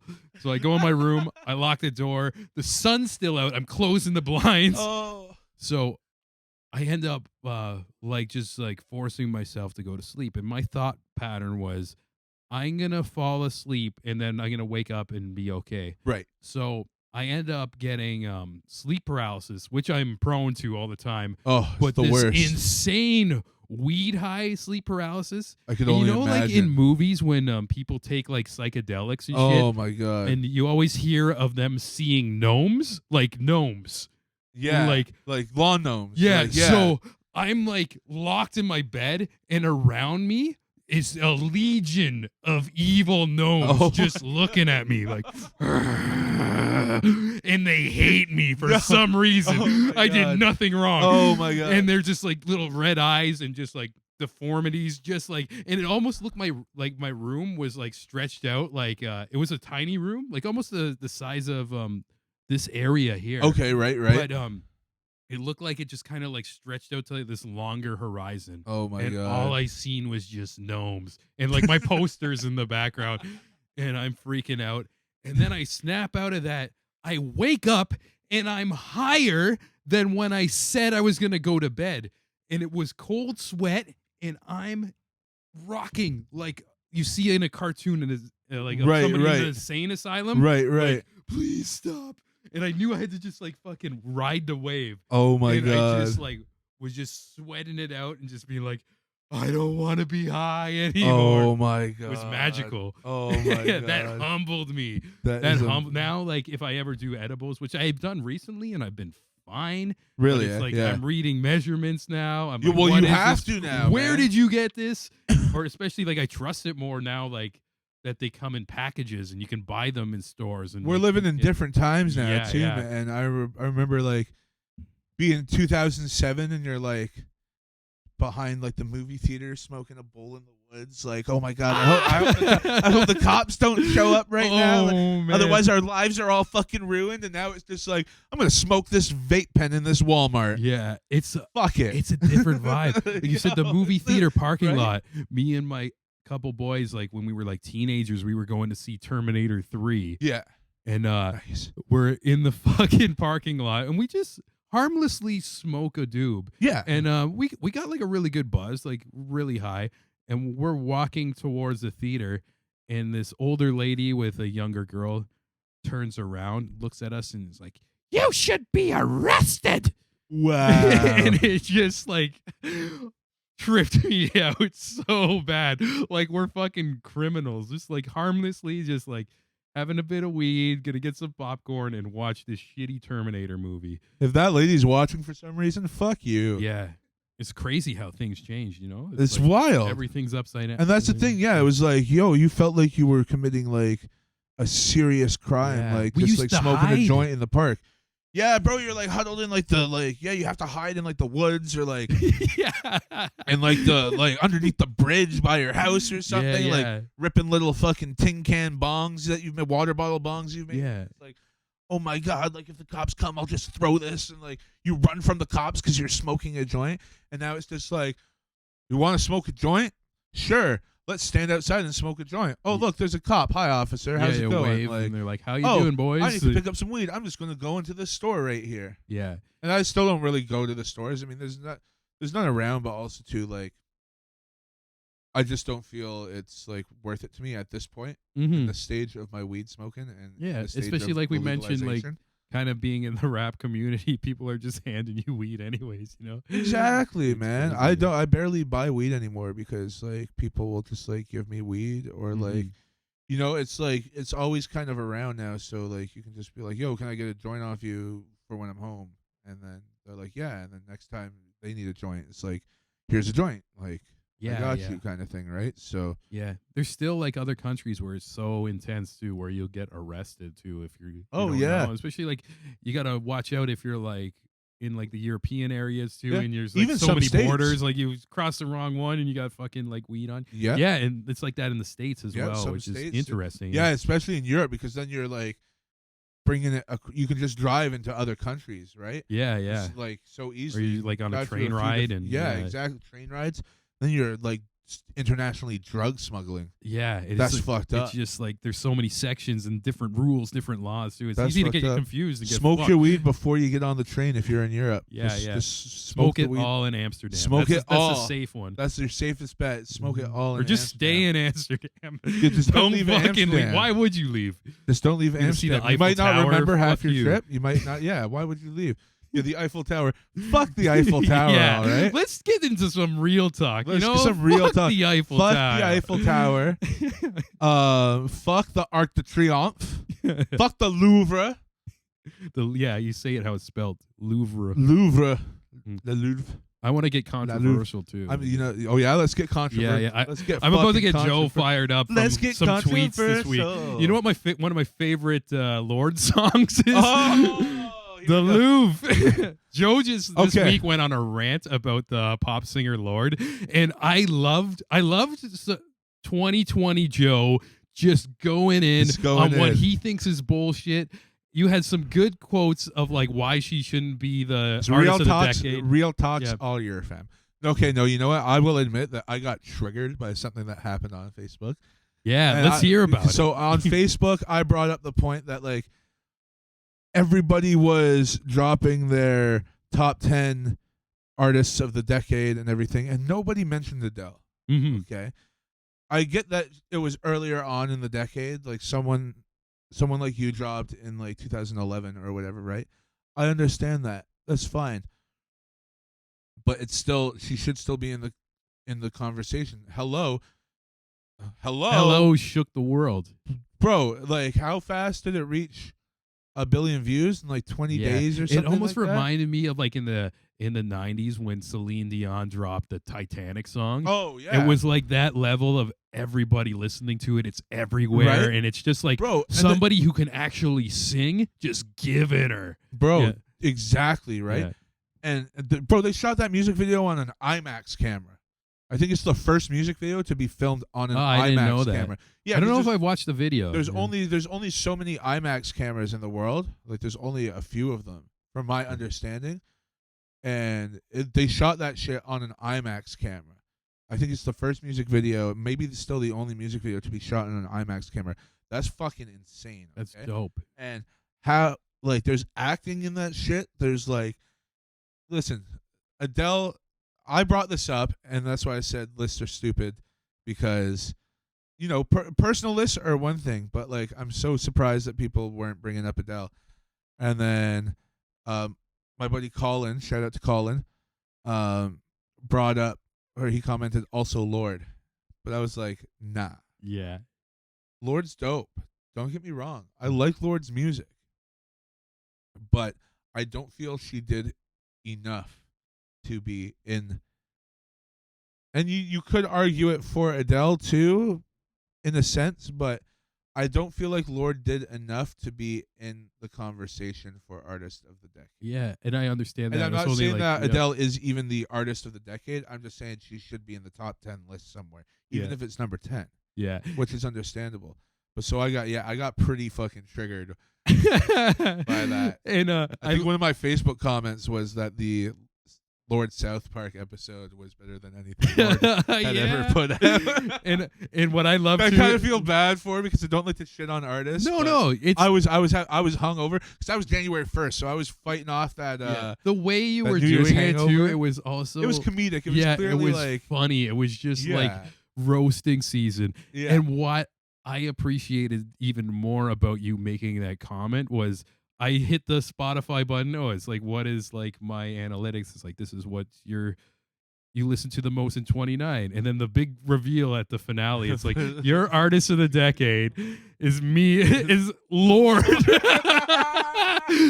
Because like when her 2 albums That's came so out, perfect. it was, and people are gonna like hear that from me and being like, Sean, I thought you were always wearing like death metal shirts and stuff like that. This is my fucking guilty pleasure. When I just want to chill, I throw on one of her 2 albums. Like, she doesn't have a lot of music. It's only 2 albums, and Which was my point. yeah, Yeah, there you go. yeah. And you But make what you she make a does good have point. Yeah, is fucking awesome. I will give it. yeah. I really did like what she had. She's not necessarily my favorite artist by any means, but like, no, she's dope as fuck. Yeah, and it's just kind of like unique and almost like her vibe of like making music. It's from a person like it feels like she's not trying too hard, and it makes it cool. Like Right. the beats are a little simple. She's got a nice voice, and her lyrics are kind of just almost like random thought process. But it Yeah. almost like I feel like it connects to a lot of people too. 'Cause She's super talented. it almost for her feels age like as your well. own brain just kind of cycling through different moments. And Yeah, and she's like that. one of those younger new age pop stars. Like, it's not like the '90s pop stars like Britney Spears and stuff, where they were like dressing them up and sexualizing It's like Yeah, sex was it's almost such like a their big part image of was it. so loud and like, Yeah, it's like with this new generation of pop stars, it's not really like that. And Lord's definitely like stands out as a young pop star that is like yeah. it Oh still man, maintains yeah. like her artistic integrity as like you know what I mean. Yeah. It's not it's not a shit show for lack of a better But word. I think like how the times were, there were less like rules on like sexuality back in the day, or even like now everything's like so Of PC. course, yeah. I mean, And like, yeah, it was the MTV, '90s. Much Music, all that. Like they were connecting with the people who were watching right after school, like the Much Music countdown. Of And course, it was like high in their demographic was teenage boys. And I remember Yep. the moment I saw Christina Aguilera's video for Dirty, because her shit prior to that was just like wholesome girl. Like, even Yeah. though the song Genie in the Bottle is like I'm a sexual, genie in she the was still like bottle. dressed like a regular girl. Yes. Then all of a sudden, I remember coming home from school one day and this fucking just hitting the TV and just my teenage hormones just firing in every direction. Yeah. And every day I'm watching this video, and probably every day I'm jerking off at 4:30 p.m. at the Much Music countdown. What's crazy about the Much Music countdown too is like sometimes you wouldn't get the full video. I gotta get home at 4:30, guys. yeah. Why? Oh, it's not like just like this weird like sex fiend. Yeah. Because like the internet was shit then too. So like you can just like watch porn or whatever. No, you have to watch like a 144p QuickTime video like this big of like that music video if you looked at it on the internet. So like if you wanted that HD Christina Aguilera or Britney Spears, you had to run home and make sure you were there in time, but also before your parents got home from work. Yeah, and also before the video ended. So, because get this. Sometimes like was over there just like trauma. He's just like, what the fuck is this? I'm gonna take this even deeper. Because Okay. sometimes the video would end, or like you're waiting for the countdown or whatever. You didn't know what was going to be after it. So you had to finish, but you also didn't want to finish too early. You wanted to enjoy yourself in this 3 minutes. But you never know. Like sometimes it'd be like they wouldn't even be at the last course, and then it would cut. And it's like, okay, now number 2. Somebody once told me. And you got your dick in your hand, and there's this fat guy with fucking frosted tips just fucking singing at you. And now you're just scrambled. Oh my god! And this is why our generation is so fucked up. Yeah, this is exactly why we're so just fucked that. up. These are the issues that like this is why we're all in therapy and broke. Yeah, is because like this is is what our sometimes you heads just were wake so- up just lost. And It's scared funny and- too with the Dirty video because like you would have to time that out so carefully so that like it all of a sudden wasn't just like bow Redman on screen looking at you in the face rapping at you, right? Yeah. 'Cause You he's got just a kind of fire like verse on that yeah. song, right? But it's just like you don't need Redman jumping in there. It's like boom, Redman's on the screen. You're like, oh. We went so far into the subject, like I don't know. I think that your show should be kind of like open to like this. Yo, like, we can talk about whatever we want here. I have no intention of keeping this like Yeah. a family-friendly show by any means. Also, like you have like such an infectious style of humor as well, too, just casually. Yeah, Yeah. I just like to shoot the shit. I feel man. like a lot of people who listen to your music may not know that about you too, because your music is very serious at times. Right. I'm trying to be more fun with it now too. Yeah, Which like is, like, Scarborough also, Girls like, Fun and stuff. Yeah, and that's the thing. I feel when I do let my humor shine through, it is very well received. Mm-hmm. Like, in a lot of Yeah, senses. and it's just fun and like I feel like it's something too. Like if you don't like force it to, it's just gonna come off naturally. And That's the biggest part too. I want to say Yeah, of you're killing it too for your first episode too.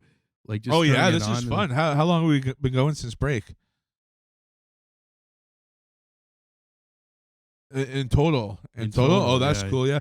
Well, we'll go. There's one or two things that I want to ask you about, and then we'll do a little segment called CP24 headline. I love it. The CP24 headline. Let's do this. Can I call that? We'll call it news headlines, but like yeah, Let's we'll figure tag that him out in it. We're talking about jerking off to like fucking Smash Mouth. Oh, right.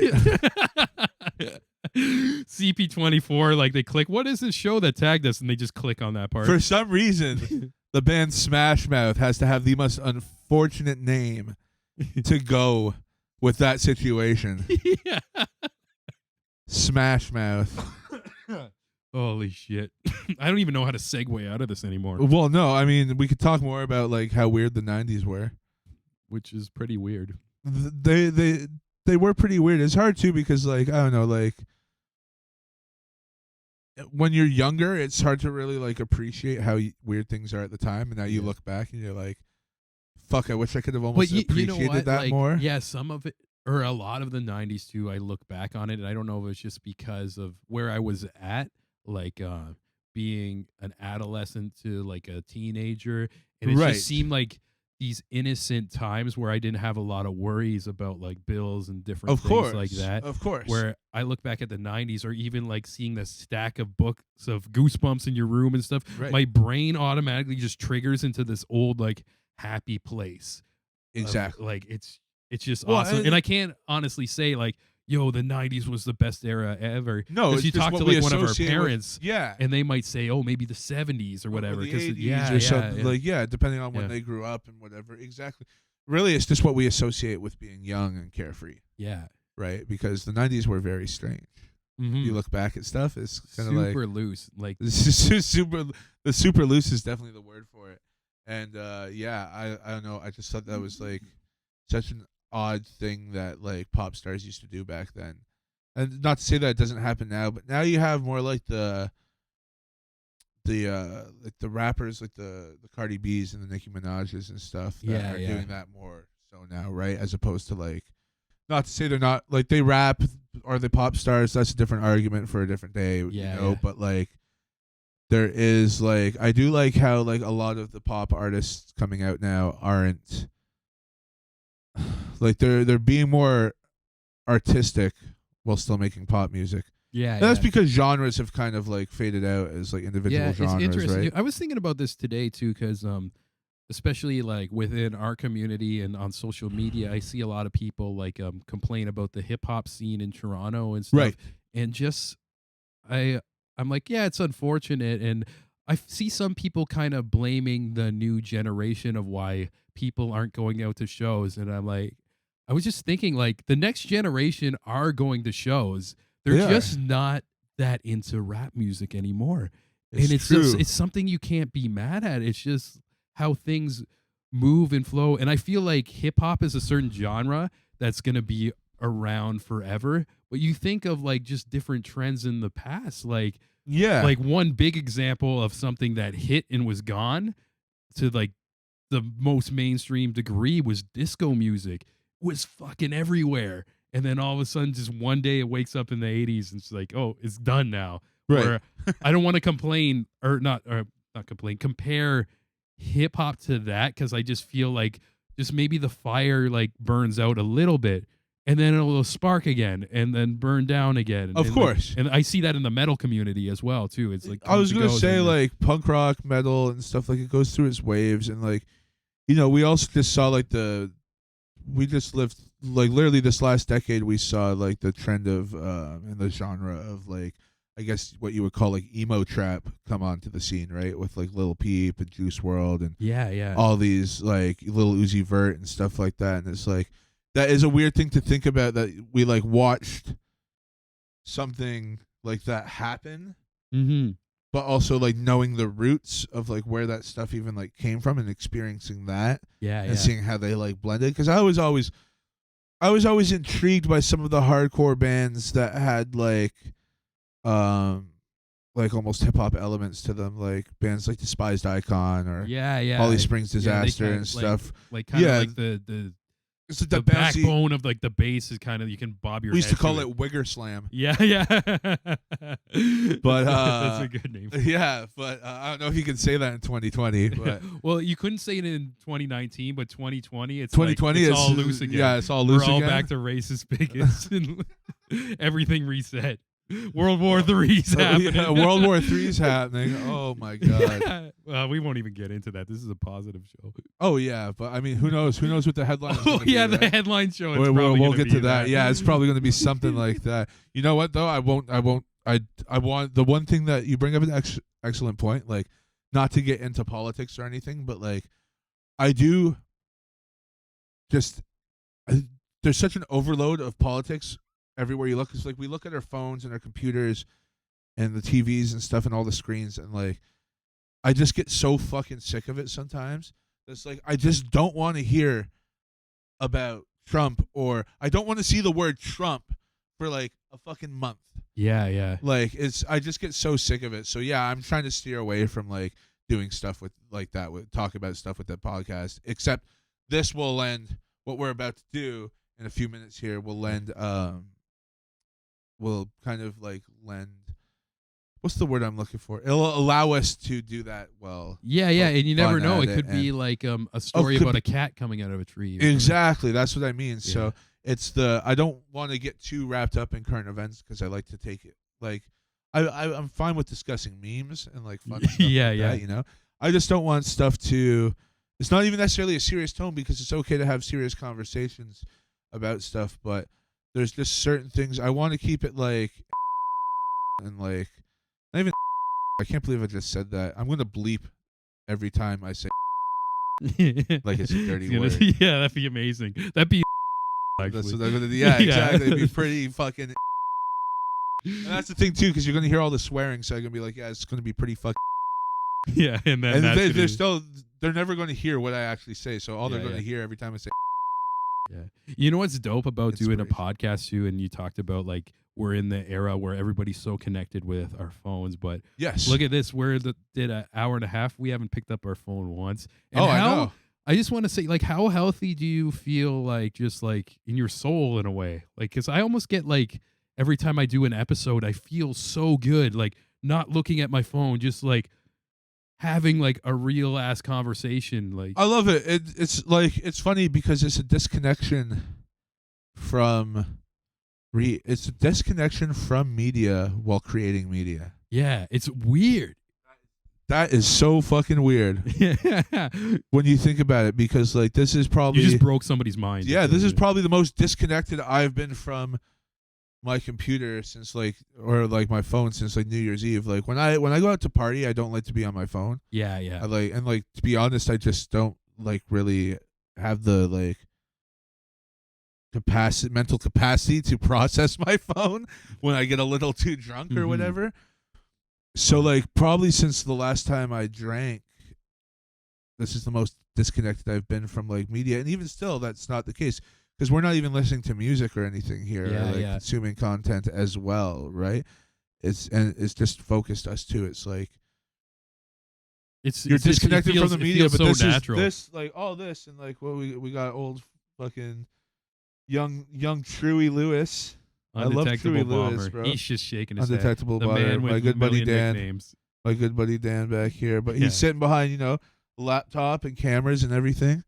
And we have these microphones, but like we're just chilling, man. Yeah. And people are gonna watch this on YouTube or listen to it on whatever, right? But yeah, even from myself doing the podcast so much, and realizing like how good I feel with putting my phone away and like everything like that, I've been bringing that I don't know, just that vibe to different things. Like when I'm hanging out with somebody, and I'll have it in my pocket and I'll start feeling it buzzing, and I'll just be like, I'm not going to check that now.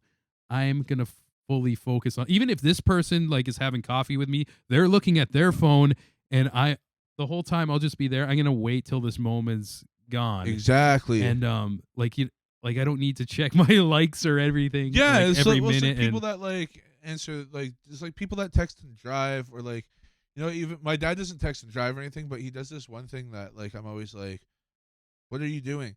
We'll be like at No Frills getting groceries and like we'll be paying, and like he'll get a phone call or text message, or like look at his phone, or like answer the phone while he's interacting with the cashier. Yeah. And it's like, wait and just pay the cashier and then call them back. Yeah. Like that's what I like, you know what I mean? I don't need to answer my phone. Like I could call you back in 2 minutes or 5 minutes or an hour if I'm working or whatever it is. Yeah. Like, and actually, magic happens when you're in the present moment too. It's like fantastic. Even I have a rule too. When I see a concert now, I'll take a picture, a little like Insta video of like maybe the first song, throw it in my pocket, and just be in the moment. And that's it. Exactly. And I was actually thinking about this a month ago, and I ended up just getting this random girl's contact, this really cute girl, just Nice. from being in the present moment. I was Right. done my work and I went on the streetcar, and I usually like put on my headphones or whatever, Right. and or just like deep into my phone, like not talking to anybody. And I was thinking about what I've been preaching. I'm like, Sean, you got to practice what you preach. So I'm just in the back of the streetcar, just sitting there, not looking at my phone like a fucking weirdo. And this girl comes on the bus, and she's sitting there with her dog. And I wasn't like automatically like thinking, oh, I'm gonna approach her or whatever. But I was just thinking in the back of my head, I'm like, oh, she's cute. And then I noticed the dog was like kind of looking at me, and then I looked at the dog, and I don't know if Can't say no to a dog. I don't know if the dog just kind of like felt like my presence of him like looking at it, and like Right. maybe a decent vibe. Right. And the dog ran up to me, or like she had it on the leash, and it kind of went up to me. I started petting the dog. Yeah. And I'm just like, oh, what's his name? And we're talking back and forth. I'm like, oh, what's your name? And I'm being like, I'm trying to like throw jokes. I'm like, aren't you like annoyed that everybody just always like talks to the dog and not talks to you? And Right. it's just long story short, we just had these wonderful laughs, and like ended up getting like a phone number, and There like you go, it's man. just like being in the present moment. And there's It's like wild, that's just right? like a little thing, like, but you miss so much if you're just walking down the street all day like this, or even like I love having music and podcasts in my ear at all times, Yeah. but sometimes you just got to take the headphones off, walk around, like, It's so true, man. and just live, you know? I like, usually experience don't everything. listen to music on, and like I'll be on my phone a bit, but I usually don't listen to music or podcasts or anything on the subway. Mhm. And I usually just end up sitting on the subway, like, and not on my phone or anything. And it's like, it gives me a lot of time to think sometimes. Don't get me wrong, it's not like every time. Like sometimes I'll be on the streetcar, I'll pull out the Pokemon Go and hit some Pokestops or whatever, catch a Charizard, or I don't think you can catch a Charizard actually, but I don't play that Something like much. that, But you you know know. what I mean? It's like, but otherwise, like, yeah, it's nice sometimes. Being in a car too, sometimes, like when I'm in a car with people, I like talking with everybody, or even like, at the very least, listening to music and talking with everybody. yeah. And that's one of the things, like when I drive down to the States with like Gully and these guys, right? It's like, Yeah, going to the rap for battles for and the battles and everything. It's like, once you get to the States, you're not using your phone because it's going to cost you a fortune. yeah. So you're like talking to each other for the like 7-hour car ride. You're like, to yo, wherever you're going. I've known you for years, but now I Yeah. feel like I really Well, know you're you type playing of thing. yeah, you're playing games like, what's your favorite movie? What's your favorite like food? And like playing the name game and stuff like that. Yeah, and that's just It's used fun times. That's been like the normal way to live since the beginning of time, and now just our generation is like in this weird shift where we're getting so integrated with technology. And I'm not even like totally hating on it, because like that's how I put out all my media too. And Of at course. on the other edge Well, of it's the here to sword, stay, like right? That's the thing. yeah, because it's also like sometimes I'll knock it, but it's also bringing me a lot of joy in a way too. Yes. And like there's ways it of provides you with a creative outlet. Yeah, too, right? and Which is just- amazing. you can also feel connected through that too. Yes. It kind of makes the world a bit smaller. It's Yep. like We it's- we yeah. literally know each other because of media. yeah, Because we filmed stuff for King of the Dot. yeah. Had a couple beers, That a would couple go on laughs, and now we're YouTube. lifers, Yeah, man. exactly. Yeah, That's what's up, buddy. yeah. I like this. I like where this podcast went today. Yeah. So I think this might be the right moment to do this last little segment that I'm going to try and do at the end of my shows. I feel like I'm always going to want to do this little segment like of some sort at the end of all my shows. Yeah. I think this is the one I'm going to start with because it's so convenient here. Yeah. And so we're going to basically watch. I'm going to turn on the TV. CB24 is going to be on, and let's say the fourth headline that pops up in the black box on the rotating headlines. Yeah. Well, even if we know absolutely nothing about it other than what is presented to us in the headline, we will try and discuss it. Sounds great. And is that going to be how the show ends every time? Yes, that'll be how the show Cool, ends. So cool. before we do that, or I guess afterwards, I'll get you to plug everything. And Okay. let Yeah. everybody know where to I find you just and stuff. like even beyond all my fucking bullshit, it's easy to find my stuff. it really is. I I'm just, gonna everything's gonna be linked. I'm gonna put like if I go here and point like that, I'm gonna have like your right there, the creative imbalance is Yeah. gonna pop up on Yeah, the screen. but right? even you know what, whatever. I just want to say like just back to the present moment too. It's like Of course. I appreciate us doing this today. Dude, You this was asked so me for cool. the first one. Of And, course. I'm honored, and I feel like you're having fun doing this. So much fun. But man, Bomber, are you having fun today? So much fun, he says. And yeah, I got a good feeling about your dynamic, and like this is like the steps of some cool adventures. Right. And like trust me, it's like once you get the ball rolling with this, shit just starts snowballing, and it's interesting where it can go. So yeah, much love, man, and yeah, thanks again. This is Hell great. yeah. This is great. I had a This good was up. time. I'm glad you did, man. I had a blast, and we've gone. It's been good. So yeah, let's check out some CP24 All right. just now. Yeah. Are you gonna find the headline later and just like put it at the bottom of the screen, or? Oh yeah. Huh? Oh well, we're about to do the last segment. Now, do you need to cut and re-roll? Okay, so here we go. The TV is turning on.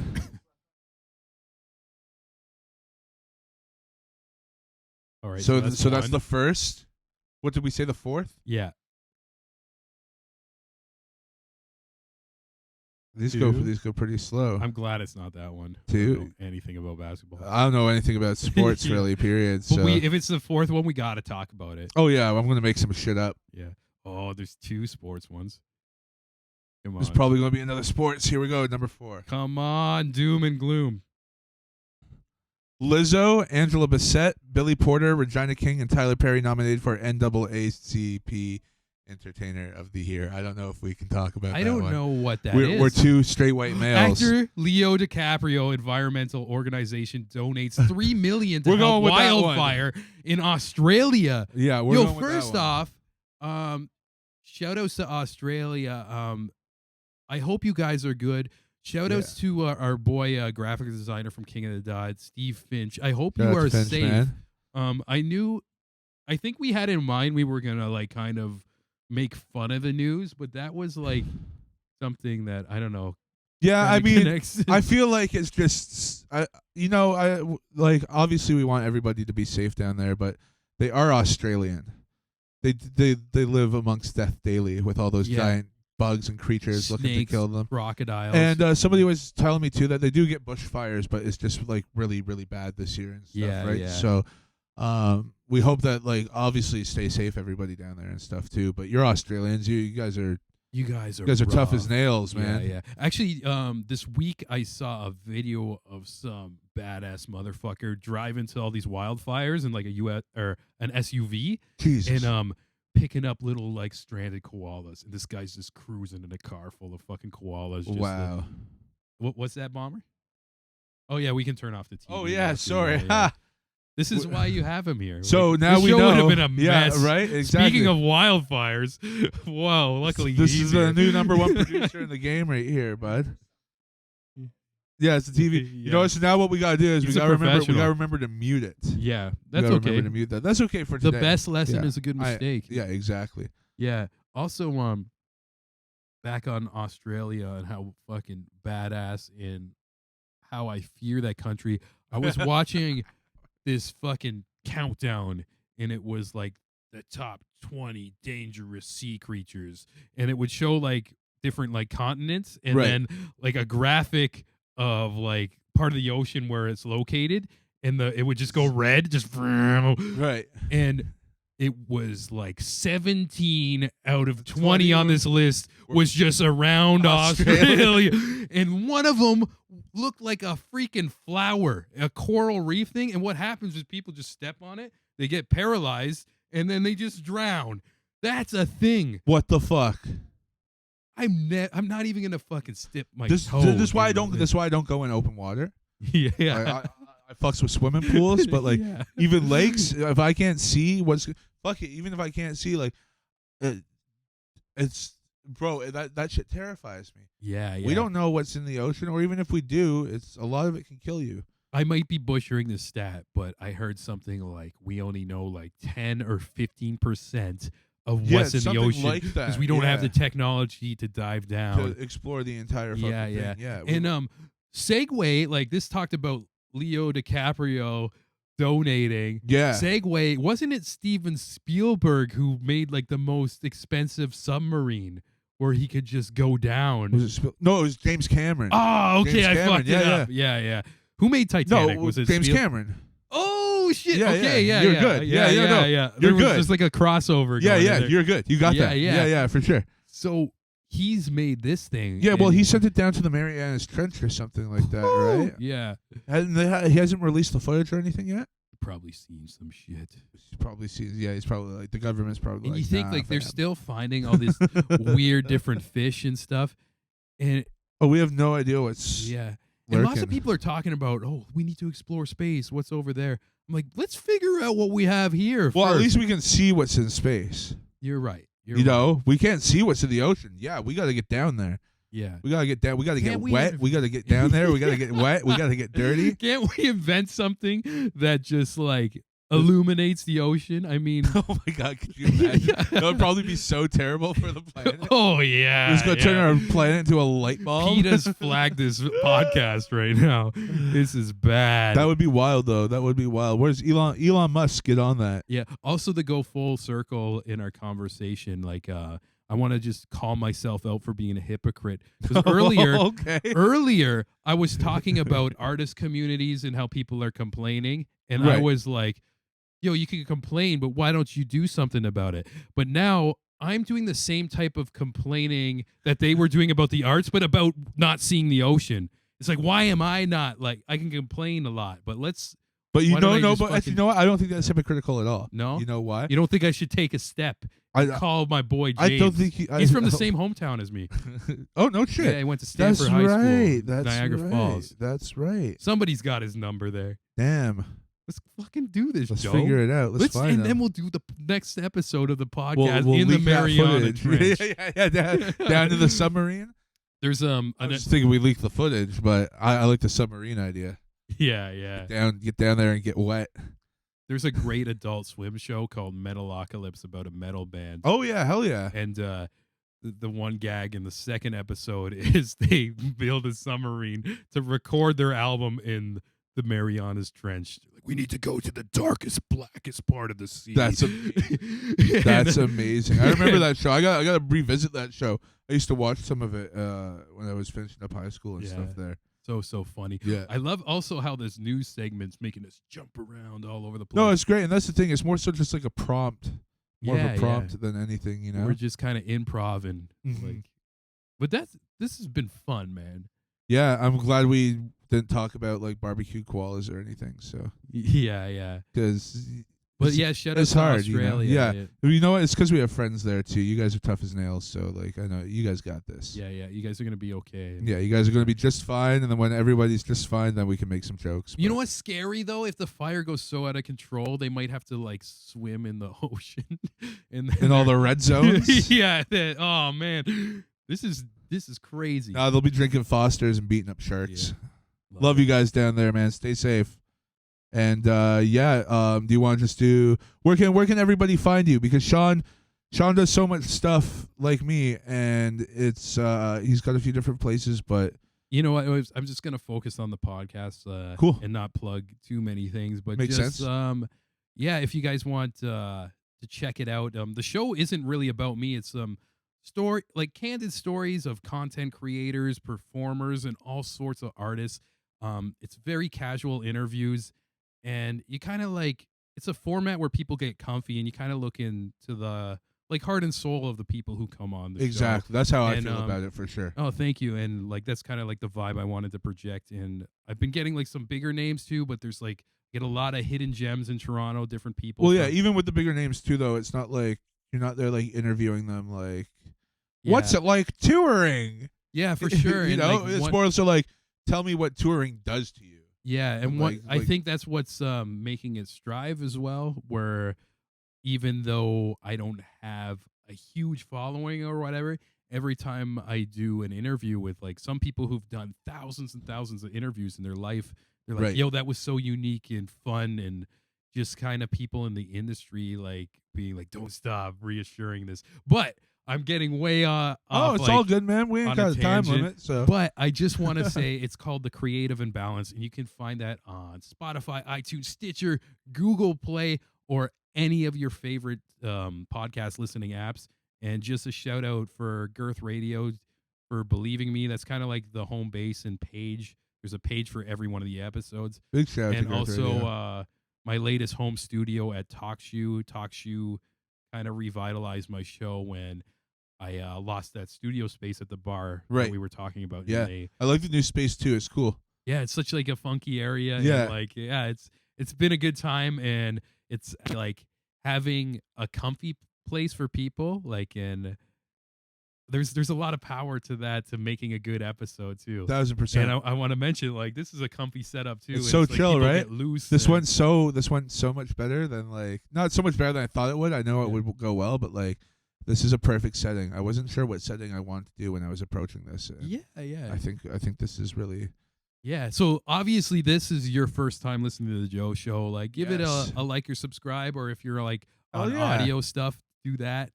I don't know if you're gonna put it on Spotify, iTunes, all that. Yo, everything will go up. I just gotta see what the process is for doing that. Like I'll within teach my. you. It's simpler. Oh than no, it no, looks, like yeah. I know how to put it up, but I just gotta see if I can also do that through my artist account. Okay, cool. Because yeah. I have all my music and stuff on Spotify as well, and like Apple Music, iTunes, all that stuff, right? So I know it can go up on all of that, but I just got to make sure that I don't have to pay like a second fee. So I think if I just title it JoeCast, no, I'll figure it out. It'll be all up there somewhere. I'll link it down there. Yeah. I'll link it down there. Yeah, you and know? once again, my thing, Creative Imbalance. Imbalance, go like it on everything and follow it on everything. Yeah. Because it helps independent artists and creatives like us. It's not even necessarily like a money thing. It's just, it helps us push. It helps us push forward, and it helps us, like, you guys acknowledging and you guys following and listening assures us that we're doing something right, and it helps us move forward. Yeah. So we can continue to do stuff. Whether you like it or not, we're going to keep doing to do stuff. So you might as well tell us more of what you want to see. And forever. hear. Even if you Because, don't like like- it, you might as well just block us, because we're Yeah. going to keep going. Yeah, exactly. Block me. Go fuck yourself. I don't care. I don't. Like, you don't got to watch this. You probably turned it off a while ago anyway. Yeah. But if you're Once still I started talking so you know about if you're jacking still off to watching, Smash Mouth. if you're still watching or listening, don't go fuck yourself. I take that back.